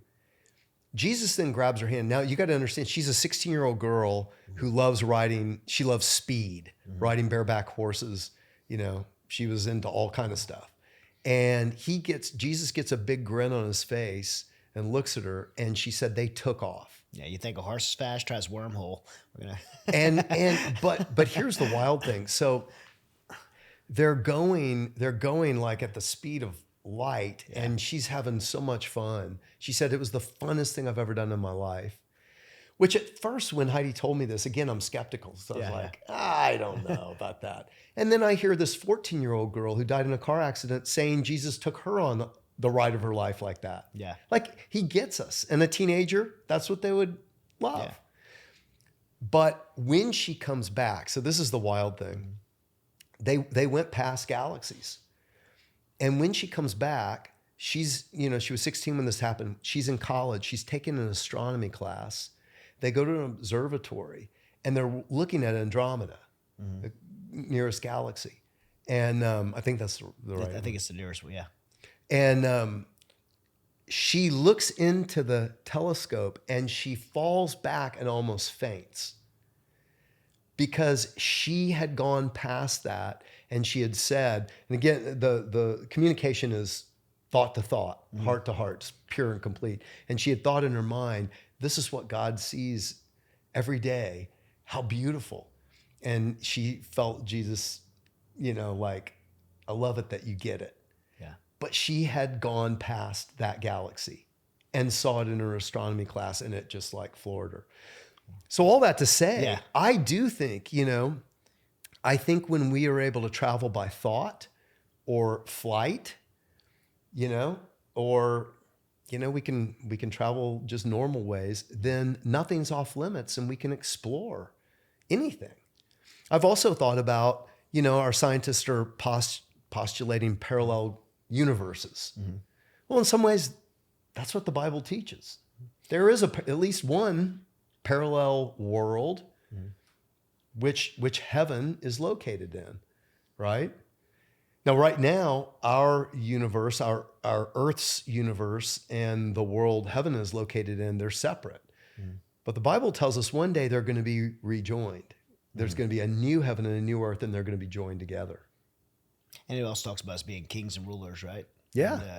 And what is that of? Is it of other planets or people, or the Bible doesn't tell us. So no, we can only speculate and have fun exploring those ideas. But that's one of the reasons, that like what Jesus said is really important. He said, whoever can be trusted with a little can be trusted with a lot. Whoever's faithful with things that won't last can be trusted with things that will last. Yeah. And so he's saying, like, this life matters. How we live it matters. Now, I think one thing that's really important. So litmus tests for. Well, I think one thing that's really important to, especially, I didn't talk about in the life review, entrance into heaven and relationship with God, you don't have to earn it. And this is what people even see in their life review when Jesus shows them this. He's showing them even their bad, not to condemn them, but for them to learn why his death was necessary. Yeah. He had to pay for all our wrongs, because how do we go back in time and pay for all our wrongs? Mm-hmm. We can't. Yeah. And yet that is the heart of God. The heart of God is that he's allowing us for a time to live in the knowledge of good and the knowledge of evil. We're living, and this is fascinating too, because this is what NDEs who've had hellish experiences and heavenly ones, all of it's amplified 100 times, the good and the bad. So God in his mercy, we say, God, how, if you love us, could you allow so much suffering, so much evil, so much horror? What if this is only 1/100th of what's possible? Sure. What if he's actually mercifully saying, I'm going to allow a time of choosing, and it's not going to be forever. So you're going to see and experience what life is like when I play God, which we all do. Mm-hmm. I played God. I was like scared of God because like, you're going to ruin my life. Yeah. I know what I want. My will be done. Right? Sure. Yeah. So we all play that game. Yeah. And I think it's very simple that what Jesus did is so that anyone who turns back to God in faith, wanting his forgiveness, wanting his love, they can have it because he paid for it. Right. So heaven and relationship with God is free. It's a free gift. Mm-hmm. Just turning our hearts back. Just to give the salvation through the message of the gospel. But our lives matter. And sometimes Christians, it bothers me. Sometimes they act kind of like, well, I'm good. I got my ticket punched. Right. Well, no, because what we do and who we become in this life really matters for how we enter the life to come and what we're trusted with in the life to come. Right. Non-Christian quote, but what we do here echoes in eternity. Yeah. I do believe that. It's a probably dangerous question to ask because I don't want to lead anyone astray. I like dangerous questions. But is there a scenario where, because the Bible is very clear, right? The only way to the Father is through Jesus. And so the gospel message is the repentance of our sins, putting our trust in Jesus, accepting his sacrifice for us on the cross. That's the criteria. We can't earn it. It's the criteria. It's acceptance of the gospel. Can someone not do that in this life? Get to the life review, and at that moment, accept Jesus at that moment. Is it possible to do it post life? Well, so here's the interesting thing is Did I ask that right, by the way? Yeah, yeah. Okay. So this commonality that they come to a border or a boundary that they knew they couldn't cross and still come back to this earth. That's very clear. And in some cases, Jesus even told them, you haven't died yet, you have to go back. But they had died. They'd clinically had no brainwaves, right? So what I've realized is that this near-death experience is not crossing over into either eternal life or eternal death. It's something in between, which I don't fully understand. Sure. But that's what the evidence points And it's to. not a purgatory thing. It's not purgatory. No, it's a very real experience of the reality of heaven and hell in some cases and God and all that's to come, but the people have not crossed over, so their choices have not been eternalized. That's the way I like to say it. Right. So they are still able to make a choice. So yes, I mean, I report on many people who were having hellish experiences and cried out to God for forgiveness. Yin, this Buddhist woman, she's in the podcast, I think, that just came out. No, it's coming out next week on hellish experiences. Okay. She committed suicide. And right before, she said to God, I mean, she'd always heard that Jesus is the American God. She was from Laos and they worshiped their ancestors. And she didn't even believe in God, but before she commits suicide, she said, God, I don't even know if you exist, but I'd rather go to hell than live this life. And then she takes the pills and she starts to experience the reality of it. And she said, oh my gosh, it's real. And she starts to repent. Repent just means turn back. Right. So she starts to go, God, it's real. Oh my gosh, forgive me. Forgive me. Well, anyway, she has a hellish experience, but had cried out to God. And in that, she says this brilliant light comes into this pit of darkness where she's hearing these voices speak into her mind saying, you're right, there is no God. God doesn't care about you if he is. God wouldn't love you, And she knew, if I partner with these voices, if I agree, this is going to be my eternity. But she started to say, no, God does exist. No, God does care about me. God does love me. And breaks in this brilliant light. And she said, I couldn't see anything except there was someone on a white horse. And she said, his face was so bright, I couldn't tell who it was, but he just lifts me out of that place. And then she goes to what she described as outside of heaven. Here's angels, the opposite of what she felt, of hopelessness, of despair, of evil. The opposite. She feels this love and peace and joy flooding her being. And she's a missionary today. So she was Buddhist, comes back as a missionary. And by the way, I think like 7 people who had hellish experiences and cried out to God for forgiveness are now either pastors or missionaries that I've interviewed. They're all in at that point, right? Once you see behind the curtain. But that's the point, is like, so I think it doesn't take much. God has already done what he's done so that he can be just in forgiving every heart that turns back. And he sees the heart. Yeah. That's what he's interested in.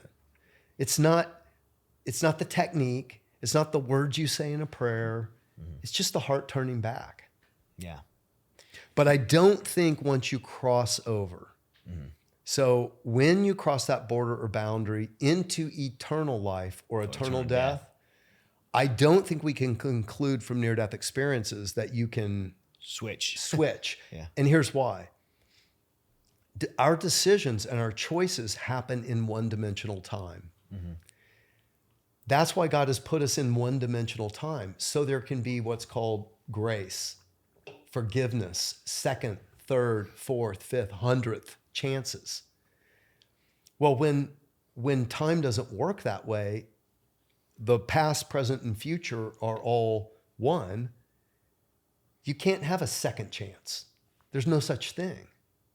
And so I think we're in this life for that reason, to learn why we need God's love and will and mercy, and why rebelling against God is not what we want to choose, so that we will forever choose. Because I think in eternity, we'll have a free will. You have to have a free will to be able to love. God is love, and he created us for a love relationship with himself. So he's got to allow us to have free will. But why would we not then rebel in eternity? The angels did, right? And they were the ones that were cast out, and hell, Jesus said, was created for them, not for us. So I think that's the clue. Yeah. I think what God is doing is this earth is the perfect environment, mercifully, where we get to learn the importance of God and his love and choosing his loving will and ways. Because we've also experienced what that's like when we choose our will and ways. Yeah, we get a taste of both sides. And it's a world of dominate or be dominated. Well, guess what? That's what hell is, except like the worst prison scene you can imagine. And there is no light, there's no love, there's no kindness, there's no compassion, because all that comes from God. Yeah. I want to talk about hell, but before we do, I want to finish up a little bit on heaven and ask the question that I know everyone wants to know. Is, do all dogs go to heaven? Great cartoon, but you talked about Jesus on a white horse, and the Bible has, gives you just this depictions of animals in especially in Revelations. Yeah, and I haven't written that much on it, but I just did a podcast on it because it's the number one question I get. I jokingly go like, what's with you guys? What about your aunts and uncles? And you don't care, just my pet. I just want my pet there. Yeah, if you want to know their pets. Well, and so, I do quote, Yin, this Buddhist who she believes was Jesus on this white horse. Well, Revelation talks about how when he comes back in triumph, he's coming back as a warrior to outdo evil once and for all, and he's on a white horse. Jim Woodford, who is an agnostic commercial airline pilot, cries out to God for forgiveness at the last minute. He's dying of an opioid overdose. Long story short, but he sees where he was headed, and then he's there in God's presence. And he loved horses. He grew up riding horses. He had a horse farm. He's a very wealthy man. And they show him horses in heaven. And because he said, because God knows what you love most, and he longs to give us the desires of our hearts. And many near-death experiencers have said that. So there are definitely horses, and Revelation talks about that. Revelation talks about eagles. Isaiah talks about the lamb and the lion will lie down together. The little child will play with them. That's what's coming, right? And near-death experiencers talk about that too. But also, but some theologians will say, well, yeah, there might be animals there, but animals don't have souls, so they won't go to heaven. And I've gone through the theological, that doesn't hold up. No one's, it's not said anywhere in the Bible that animals don't have souls. No. Yeah. No. And so Karina, who's a Colombian woman I interview in Imagine the God of Heaven, in COVID, she died. She'd been through a lot. Abandoned and, pregnant as a teenager, and abortion. And she didn't even know if she believed in God. But as she's raising up above her husband's head, she all of a sudden was like, oh my gosh, it's real. She just knew heaven's real, hell's real, God's real. She starts praying the Our Father. She grew up Catholic in Colombia, but she said, but it was sincere this time. Father, forgive me. She's praying this. And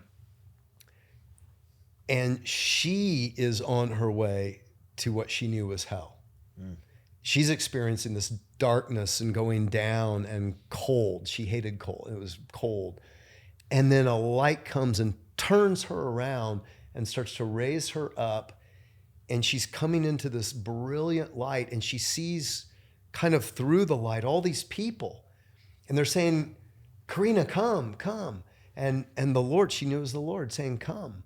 And she said, I'm not worthy, because she knew, and there was a knowing Again, Jesus said, by your own words will you be acquitted, Right. or by your own words will you be condemned? Because you can't hide from the truth on the other side. And she's like, I'm not worthy. I deserve hell. Send me back to hell. I knew that was where I was going. And the Lord said, no, I love you. Come. You are worthy. And he later showed her he had made her worthy when she cried out to him, right? Last minute. Mm-hmm. But hey, Jesus on the cross. There are two thieves being crucified on either side of him, right? Mm-hmm. They probably were murderers too. One of them mocks him. Hey, if you're really the Son of God, get us all down off the cross. No response from Jesus. The other guy, we deserve this. He doesn't deserve this. Jesus, when you come in your kingdom, will you remember me? Yeah, he acknowledges him as a Messiah. That's all he said. Yeah. Will you remember me? And he said, you'll be with me today in paradise. Yeah. That guy didn't do a sinner's prayer or Bible study, or he didn't do all the right things or all theology. He just had a heart that turned to God. Yeah. And that's what's so amazing. Yeah. I promise I'm getting to hell because I really want to talk about that. But there's the talk of this in between. I'm not Catholic, but I have a lot of Catholic friends, and they talk about purgatory. But I've never seen anything in the Bible that speaks about it in between. It's a heaven or hell. Well, purgatory actually comes from these what are called intertestamental books that are included in the Catholic Bible. So they're the ones written from between, most of them about 160 BC, Maccabees, and several others. I'm blanking right now. But so that talks more about purgatory, but that was not included in the Hebrew canon and the Protestant New Testament canon of the well, it's the Old Testament. Okay. These are Old Testament books. Okay, so it's before Jesus came. With near-death experiences, no, I don't see purgatory. But here's an interesting thing. I've sometimes wondered if, near-death experiences are not new. It's just God is allowing them to come forth, I believe, in our global age to say, I'm the God of all nations, look, and I love every person as my child, come home. Just come home. I think that's what he's doing. But Plato writes about a soldier on the funeral pyre who comes to and had a near-death experience. I think Paul, the apostle, had a near-death experience. In Acts chapter 14, he's in Lystra. He was stoned to death, and they dragged him out of the city, left him for dead. He got bit by a venomous snake. He's like... Yeah. Well, but he says in 2 Corinthians 12, because he gets up, right, after that, after being stoned to death, he gets up and goes into the city. So clearly this is some kind of miraculous revival, right? But in 2 Corinthians 12, he said, 14 years ago, whether I was in my body or out of my body, I don't know, but I was taken up to the third heaven, taken up to paradise, and saw and heard things inexpressible. And he writes about many of the things that near-death experiencers then collaborate. So my question is, well, in hellish near-death experiences, there are different levels that people seem to talk about. And I write about that in Imagine Heaven. Like the void. And we can talk more about it, but I kind of wonder if the idea of purgatory came from maybe people having near-death experiences and they did in that cry out. And so maybe they interpreted it that way, but I don't know. Yeah. I don't know. That makes more sense to me. Yeah. So with hell, I mean, we talk about the gate to heaven being the narrow gate, which means to me that less people would find themselves in heaven than hell. Do you see more NDEs in the hellish experience, or do you see more NDEs on the heaven experience? Well, let me say this. I mean, I don't think we know the answer to that question of how many. Right. Because you can go a lot of different ways. So you can look at some of Jesus' statements of, the way is narrow and few there are that enter it into life. was he talking about eternal life, or was he talking about life, the experience of life with Right. him? But then you see John in the book of Revelation, who says he sees people from every tribe, nation, tongue, language, people group. So God's doing it somehow. He's bringing back people from every nation. So we don't always see how he's doing it, but he's doing it. So I don't think we know how many, and I don't honestly think it matters. I don't think that's for us to determine. My friend Dean Braxton, who had a near-death experience, said that were there people that you didn't see there? And he said, no, but there were people in heaven that I did see that I didn't expect to be there. He said, like my aunt, Barbara, he said, honestly, I had her in the other place. He was a Christian. He said, I had her in the other place. And he said, but what I came to realize is that somewhere along the way, her heart had turned to God. And, none of us know where each person is starting from or going to, right? Only God knows. So there might be one person, use it as an analogy of a growing tree, right? So maybe, one person looks like this mighty oak, tall and strong, spiritually speaking. And another person's a little 1 foot sapling, and they're barely growing. And you judge them as, well, this is the mighty oak and this is the little sapling. But what God shows you is that little sapling in the last years doubled in size. The mighty oak has been stunted for decades now. It's not still growing. And God sees the heart, and God sees what's happening in the character of the person. Yeah. So I think that's what he's looking at and cares most about. We're all on a different journey. It's unique. Yes. Yeah. I'll tell you, one of the things that had the most influence on me is how many near-death experiencers said, in God's presence, not only did they feel this overwhelming love, this one neurologist described it as, all of human love is like standing in the ocean and the waves are gently lapping against your knees. That's all human love. He said, and then a tsunami of love comes. And he said, God's love is like a tsunami, just washes away every care, everywhere. He was being stabbed to death by a psychotic guy when he has this experience. And he said, I could care less. I was being stabbed to death. He's like, this is everything, this love. And, but what they consistently said is, in his presence, I felt like he only loved me. Like Dean said, I felt like I was the only one he loved. And then I started thinking about my wife, and I realized, oh, he views her like she's the only one he loves. And then every person he thought of, he said he sees them as like an only child. Yeah. And that's amazing if you think about it. Yeah, it is. Because we spend our whole lives, unfortunately, trying to prove who we are and why we're lovable. And that's what gets us into so much trouble. But we already are who we are because God created us that way. And our uniqueness is what we have to offer the world. And we are loved more than we can possibly imagine. And when we start to live out of that truth, it frees you. It frees you to accomplish the purpose God has you here for, because you stop comparing and you stop trying to prove yourself. Yeah. Yeah. With this incredible encounter to feel God's love, his presence, people that have the NDE experiences and they're going into and having this encounter with God, they feel this peace.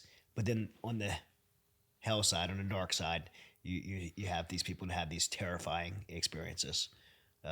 What is that like? Yeah. So, in one study done of about 1,600 people having near-death experiences, 23% reported hellish experiences. Okay. That doesn't mean 23% of the population goes to hell. That's not what it meant. Yeah, it's not it's not a statistically accurate sample. Yeah. And we don't know, because again, I don't know why God allows some to have one experience and others another. However, most of the ones who come back from a hellish experience, man, they're seeking God with all their heart. Not because of the fear of hell, but because he rescued them and the love they experienced. And they don't want anybody to reject him. Right. Right. But I've kind of chronicled there seem to be different levels or realms. Like for instance, Howard Storm was an atheist, this atheist tenured college professor. He dies in Paris. His lower intestine ruptures. They couldn't find a surgeon because it was Saturday in Paris, and social medicine, they're all off. Yep. And after 8 hours, he dies. He thought, unplug the computer, there's nothing. And at first, he's standing there in the room beside his bed and he doesn't know he's dead. He said, I felt like Superman. I felt wonderful. You know, like all these extra senses. This welcoming committee of people come to him in the hallway and said, Howard, we're here for you. Come with us. And he says, you know, I need surgery. I've been waiting. Oh, yes, we know all about you. Come with us. Don't you want to get better? We've been waiting for you. Come. And he's leery, but he thinks, and I asked him, I said, so you don't know you're dead? He said, no. All I know is I felt the worst I'd ever felt in my life, and now I feel wonderful, but I knew I needed surgery. And he said, it's hard to explain because time and distance doesn't work the same way. So it's hard to describe. And he said he starts to follow them. And long story short, they keep walking and walking. He can't quite see who they are, but they have hospital gowns on.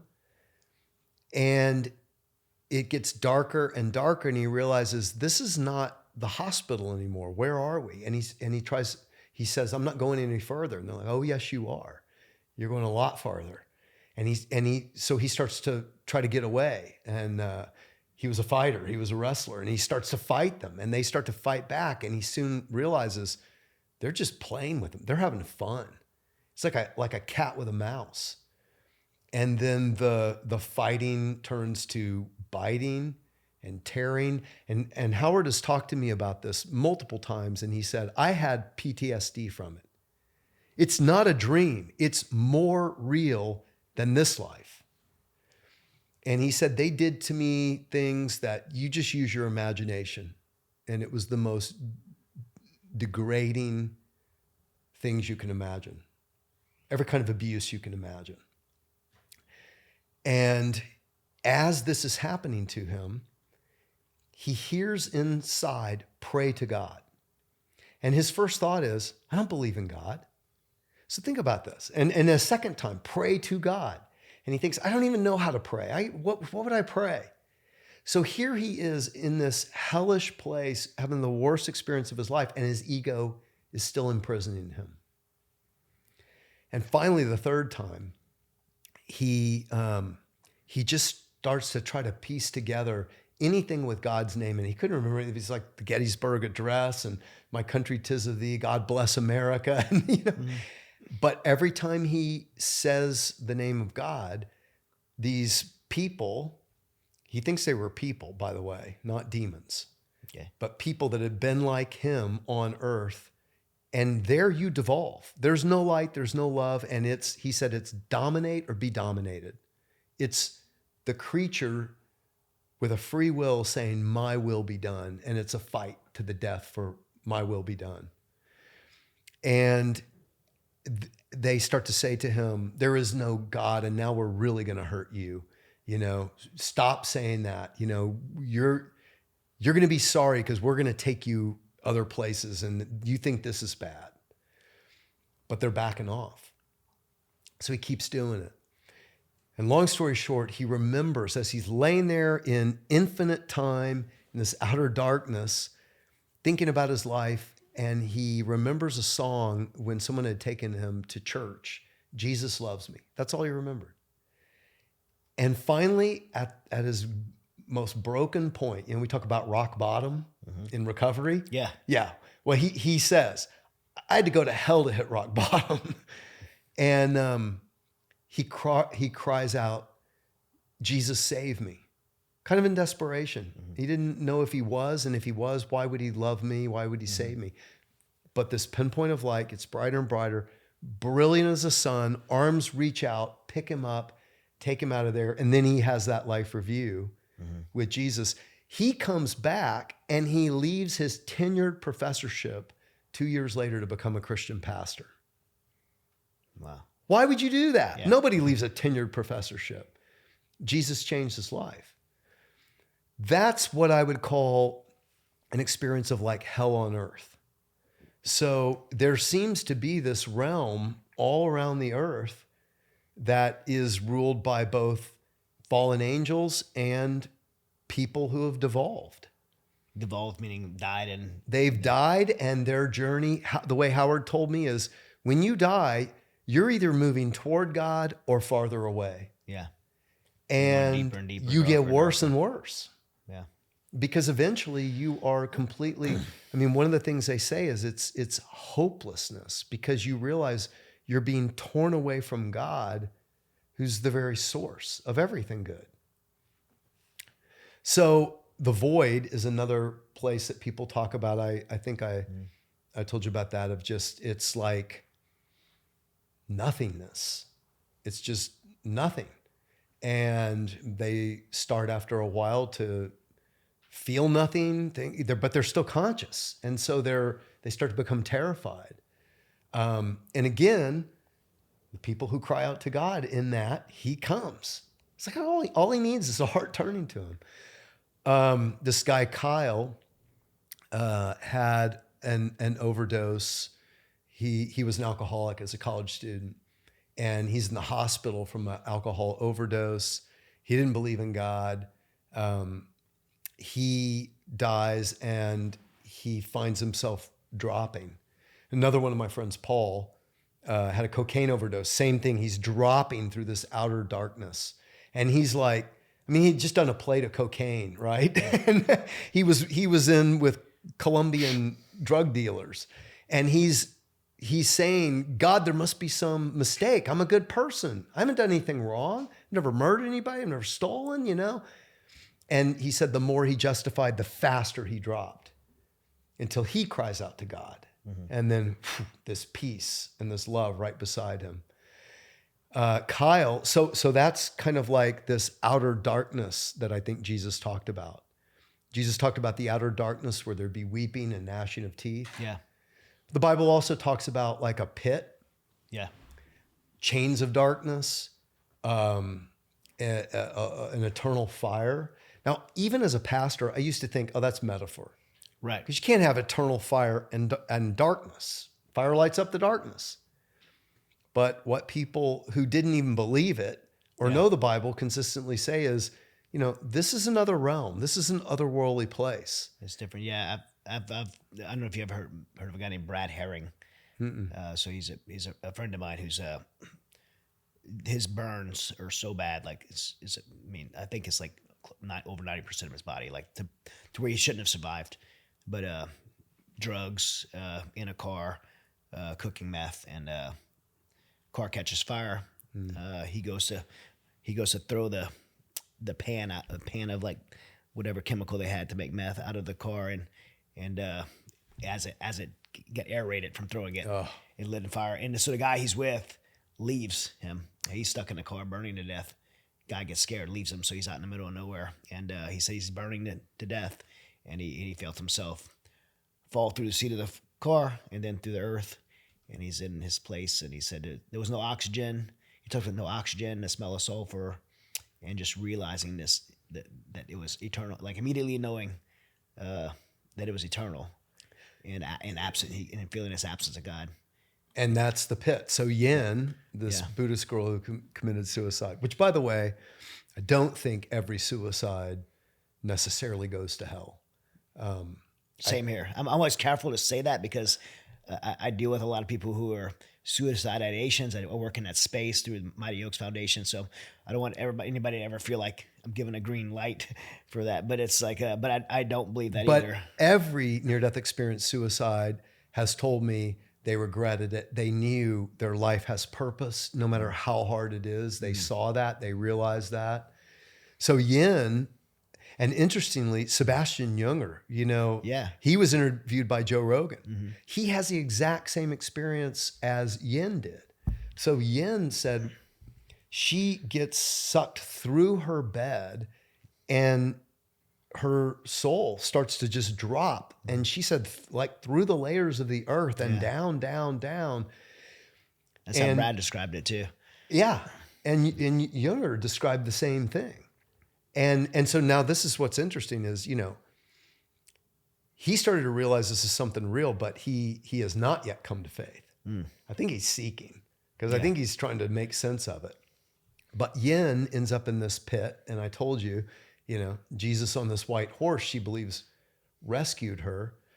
But sometimes in this place, they also see fire. So Rajiv Parti, who was the chief anesthesiologist at the Bakersfield Heart Hospital, he starts in this place of darkness and he said fire, and it's horrible. It's torture.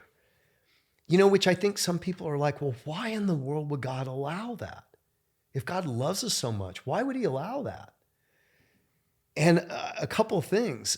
First, Jesus made it clear it was created for the eternal angels. So the angels, some of them rebelled against God and said, my will be done. And God in his love, because love requires free will, said, okay. But where is a place where people can have their will be done against God's will? It's a place where God stays out. But if God stays out, God is light, and God is love, and God is life, and God is hope and peace and joy and kindness. And so he created a place where eternal creatures can have their will when they don't want God's will. Which is devoid of God, It's a void of God. So he doesn't want, Jesus said, it's not God's will that even one little human, not one person born, would perish eternally. He said that. That's not God's will. And he proved that God would do anything. I like to say, none of us have kept the 10 Commandments of the Old Testament. None of us kept the Eightfold Path of Buddhism, which, by the way, is more morally rigorous than the 10 Commandments. None of us have kept the 5 Pillars of Islam perfectly. Even atheists, we haven't even kept our own moral code. No. I mean, you ever said, I'll never, but you did? So none of us are right or righteous completely.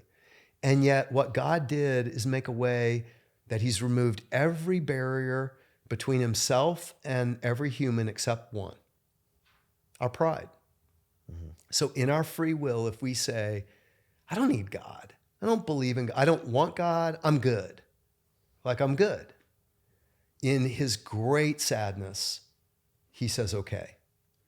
But he's chasing people down to the last minute. And I'm telling you, Chad, I have interviewed so many near-death experiencers who, as they were dying, God was doing stuff like that. Right. Like Yin, he's telling her, don't partner with these lies.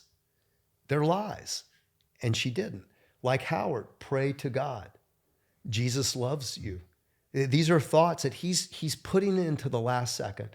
The commercial airline pilot, Jim Woodford, like I said, he's dying of an opioid overdose. He said he was raised Catholic, but he'd gone away from that. He had never prayed a day in his life sincerely.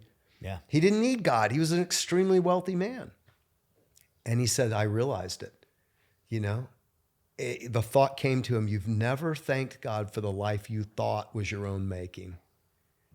So God is pursuing us all the way, and he's giving little clues and hints all along the way.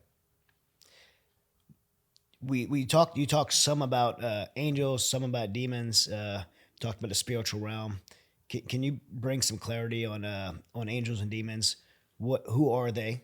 And what encounters people have had in NDEs with angels and demons? Yeah, that's it's an area I'm going to research more. Okay. But I know some. Yeah. So we use the word angel to mean like this one set of creatures, right? that, some picture is little cherubim flying around. Some picture is these mighty warriors with wings and all that. I think the truth is the angelic host, God created millions of species. We haven't even discovered all the species that he's created on planet Earth. We've categorized 2 million, but scientists think there's 7 million because of how many new species we find every year. Think about how creative God is, right? Yeah. Well, he also created other species that are not in our realm, but are in heaven, in the eternal realm. And so angel just means messenger. Okay. And so there are different species even of what we call angels. There are cherubim, there are seraphim, they're very different looking. They're also these beings that we think of as angels, and sometimes they look just pretty human-like. Humans don't become angels, just like humans don't become dogs. Right. Even though people have seen their dogs in heaven. Oh, I never finished that. Yeah. So people have seen their dogs in heaven. Oh, yeah, Karina. You just made everyone so happy. Oh, yeah, I'm so sorry. Yeah, you'll have to edit that. The ladies in the back are they're just lit up smiling. Yeah, no, Karina, you remember I told you about Karina. God's rescuing her, saying, come, you are worthy. And she said, God, show me some family member so that I'll know it's safe. Mm-hmm. And he said, look to your right. And she looks down to her right, and there are her 2 dogs. One had died the year before, and one had died many years before. And she went in because she knew God was speaking to her heart. Yeah. And another guy, a CEO I interviewed, Randy, his little dog, Casey, was the dog he grew up with. He was bullied as a kid. Casey was his best friend. He's there in heaven with Jesus.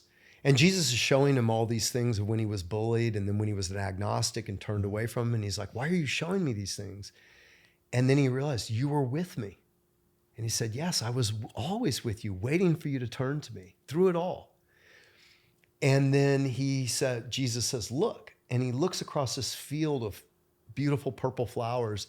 And here comes his dog, Casey, jumps up on him and licks him he used to.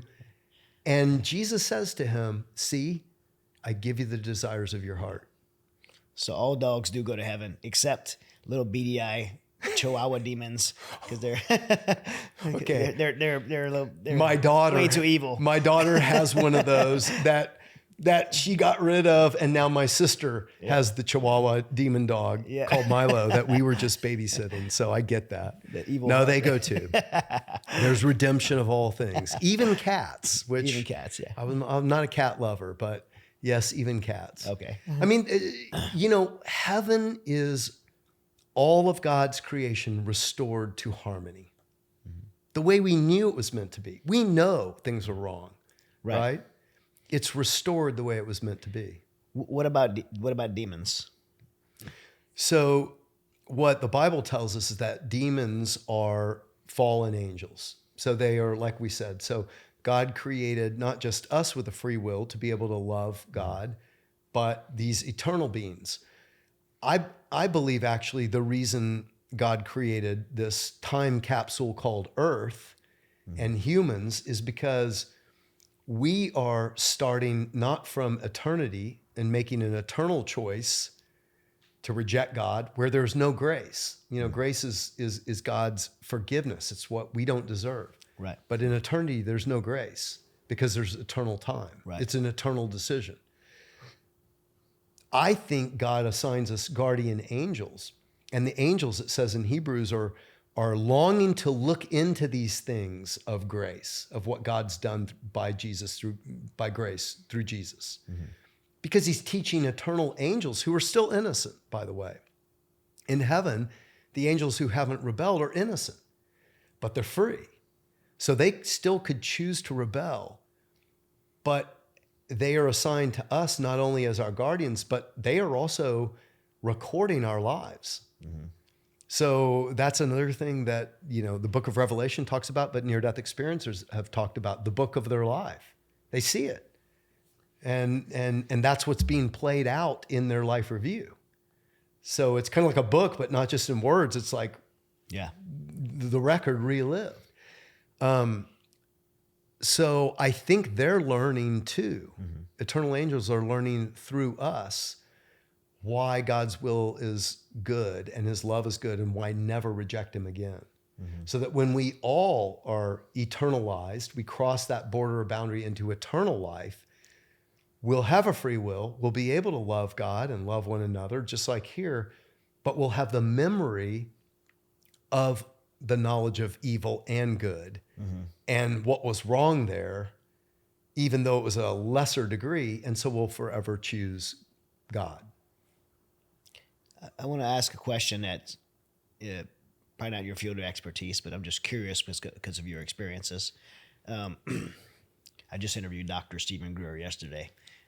This is multiple times I've got to interview him now. He's a UFOologist. I don't know if he likes that term or not. But and then I also spoke with Ken Ham, who is the founder of the Creation Museum, and they have very different perspectives on life on Earth, human life being the only life.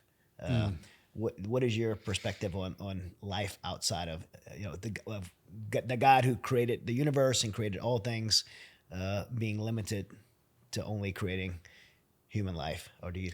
Well, we know that's not true because he created angels. And again, like I said, there's not just one type. There are many species, even of life forms that we know of in another dimensional realm.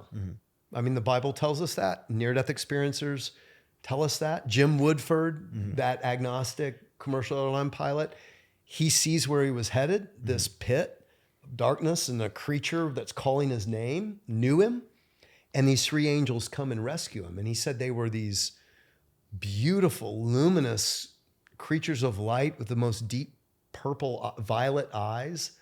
And they did have wings, but not all angels have wings. So they're not all the same.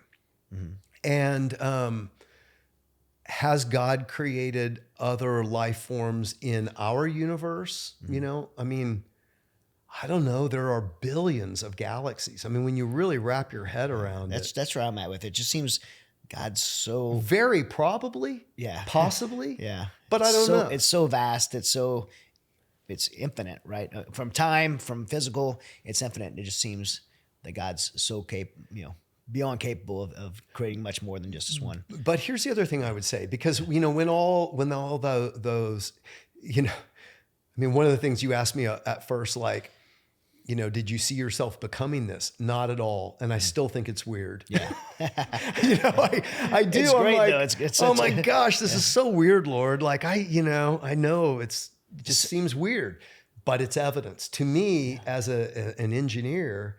It's like I can't dispute it anymore. There's so much evidence. But what I was going to say is, because it kind of gets categorized, people have asked me a lot about aliens and other things like that. And when all the testimony came out in Congress, I started doing a little more research. Okay. And I'm not sure that there isn't life forms like us or different on other planets. However, I'm very skeptical now of what people are contacting that they're calling alien, higher intelligences who are here watching over us, or maybe they planted the seed, the germ of life.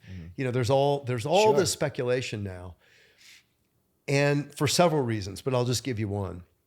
So one of the most well-known UFOologists who studied them the longest, he said, they want to make contact with us, but they are extra dimensional beings. So their spaceships or other things can appear, but they exist in another dimension beyond ours. But if we will go into deep meditative states and invite them in, they will come and speak through us. Well, that sounds more like demon possession. Yeah, this is the conversation I had with Dr. Greer, who I love, by the way. It's just a great guy. And we had this conversation openly, like, is there the danger there of that being demonic? Because now you're talking about humans communicating in a different realm. And so for me, I have that fear and skepticism. Well, and there is a different realm. Yeah. And near-death experiencers confirm there's a different realm.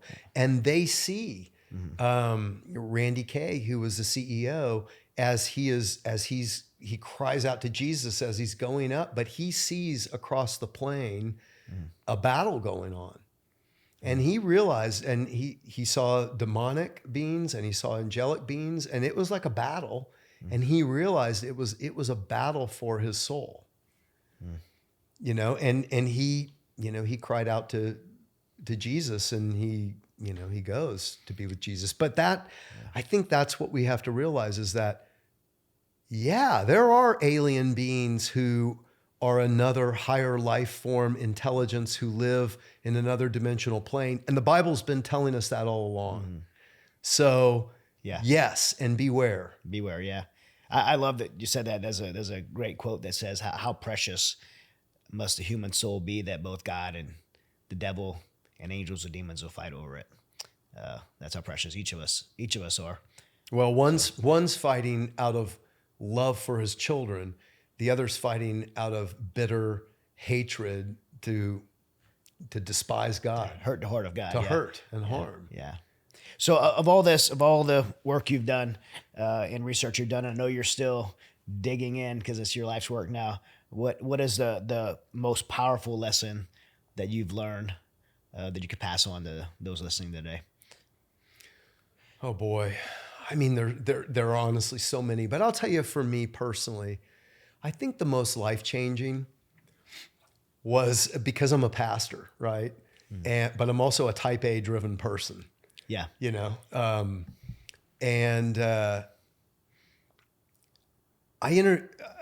report on a guy, he was a pastor as well.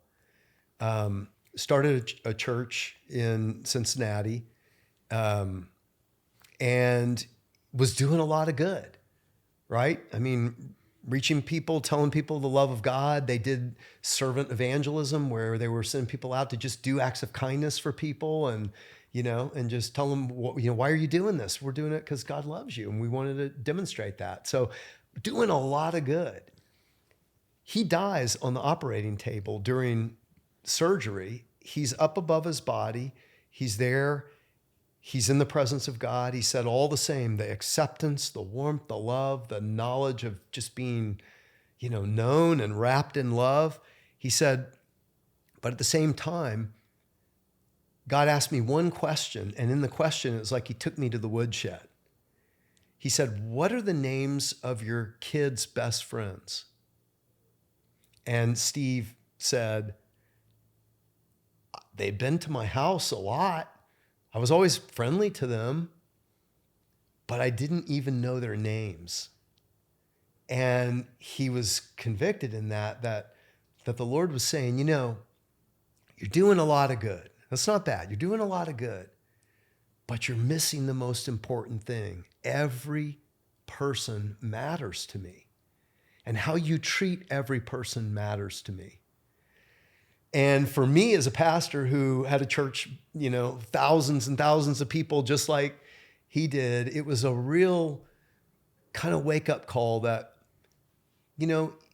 even in the church as Christians or as pastors, we can get this idea that bigger's better. No, faithful's better to the little things, and then even using our gifts. And it may be to do big things, but God doesn't judge like the world does. The world judges on numbers and bigness, and God doesn't judge on that. And so all of that, how we use the gifts, the talents, the resources, even the brokenness. Your story, that's why I was like, wow. Because your story is that, right? Even what evil meant for harm, and the PTSD you suffered and the things you went through. But when you turn to God, look at how he's used it to help minister, 500,000 people who've had PTSD? And that's the story over and over and over again. Even the broken things, like Dr. Neal said, even the things I thought were terrible or bad or horrible, it says in Romans 8:28, God uses all things for good for those who love him. Love him, yeah. Yeah. Yeah. And that's had the biggest impact on me. Yeah. Well, so much that you've done and so much to be done. I mean, your books have reached over 1 million people, and your church and all the things you're doing. I think the gift that God has given you and the burden that God's put in your heart to share this is such an impactful evangelical tool, because everyone, like I said earlier before we started, you can't get out of this life alive. Everyone's going to die. Everyone knows it's coming, right? At some point, it's coming. So, and the question looms in all of our minds, what's after this? Well, and it really is, like Jesus said, good news for all people. Mm-hmm. It's good news. It's like, we don't need to fear condemnation because do we deserve it? Yeah, I've done it. I still do things. I'm like, how can you love me, God? When I think the thoughts, even when I know what I know. We all sin. We all do wrong. But it's good news because what he did, he's done for all people around the globe. And I just think in our globally connected world, he's raising up these testimonies to say, I love you. Just turn back. Just come home. And then walk with me, not in fear of judgment or condemnation. I've already set you free of all that. But instead, a daily just realizing I'm with you. You can hear my voice. I've never heard an audible voice. Right. But I have started to realize that even the communication of heaven, which is thought to thought, he does communicate, but I have to be willing to hear. Jesus said, whoever has ears to hear, let him hear. It's that being willing to hear what I think he's prompting me to do. And when I act in faith on it, I turn back and I'm like, oh my gosh, he is guiding me. Yeah. Awesome. Well, John, thanks so much for meeting with me today. Hey, Chad, it was an honor, and thank you. Yeah, I definitely plan on coming back out here to visit some other friends, and I'd love to stop by your church on a Sunday and see. Let's meet there.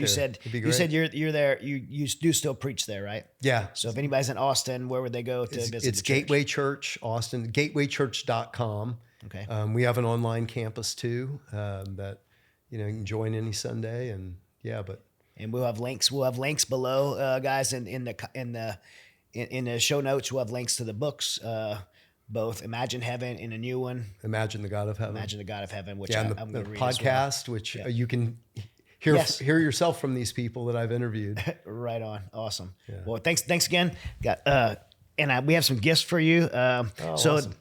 The show is sponsored by Smith & Wesson Firearms and Vortex Optics, Allied Wealth Management. Gators you got a firearm for me? We do if you want one. I need a new one. Mine's very old. Okay, well, yeah. Well, no, I'm kidding. No. We actually do. No, you don't. We do. We Smith & Wesson. Oh my We're gonna give you a list of options, and Smith & Wesson will gift you a firearm. All our guests gets a firearm. We'll put a Vortex Optics on it, and we'll put you some Gators eyewear that fell. Gators glasses. Awesome. So we have incredible sponsors like Holy Water. We got a list here, but I know you asked specifically about this. So BioPro is you didn't ask, your buddy asked. My buddy, yeah. So what was his name again? Ben Sledge. So Ben, isn't that a great Army name? Ben Sledge. That's a really good military name. I mean, especially if he was like Sergeant Sledge, like. Yeah, But so Ben and I were in a American Bible Society put an app out called Op Recon, and it's just an amazing app that has it's a Bible study for people in the military. Yeah. And I think it's first responders as well. Yeah. Really good app. And so there's 4 kind of life stories in it, and Ben and I are both in that. So that's we'll make sure we get Ben some BioPro. Ben wrote a great book called Where Cowards Go to Die. It was all about Afghanistan and Ramadi. I didn't know he wrote that. He got a purple heart there, and I knew that title, and I knew his name, but I didn't put the two together. Yeah, and like I said, he came to faith in our church when he had PTSD and his wife had left. He's got an amazing story too. Well, cool. We'll have to connect with him, but we'll get him some BioPro, and you have some as well. But again, we have amazing sponsors who are super thankful for you. Well, that is awesome. Thank you so much. I got a swag bag of some Mighty Oak stuff, our ministry, and in it, Sean Ryan only gave me gummy bears. I know. Everybody raised. I liked your gummy bears, Sean. Everybody raised with the gummy bears, and they're good. And I've been on Sean's show. I love the gummy bears. Oh, that's awesome. But we do give a gun. So man, so I ended up giving him a gun, and we got him the Smith & Wesson 500, right?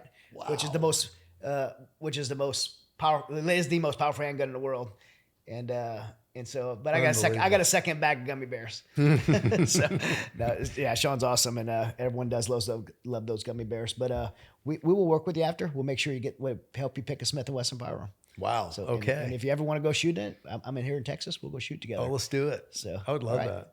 Hey guys, thanks for watching.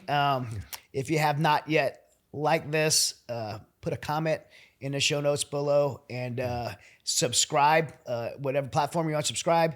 And if you're not yet a member of our Patreon, join our Patreon. We love you guys. We appreciate the support. We can't do it without you guys. Patreon is probably the single best way that you could support the show, to become a member. So much behind the scenes footage and content that we're gonna be bringing to you. So go to the show notes below and sign up for Patreon there. And we will see you next week. God bless and stay resilient.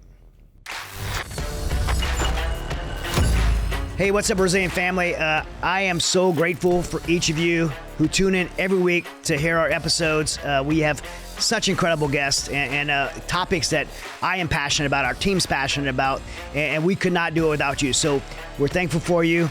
We love you. We appreciate you locking arms with us to be more informed, to become a more resilient community. And I want to invite you to become a tighter part of that community by joining us on Patreon. If you go to our show notes below, you can click the link and get dialed into our Patreon and get extra content weekly. You can join for $15 a month and get behind the scenes footage, get closer access to me. I have monthly Zooms that I'll be doing with some members of the community. And so we'd love to get more involved. Again, go below in the show notes and click the link and join today.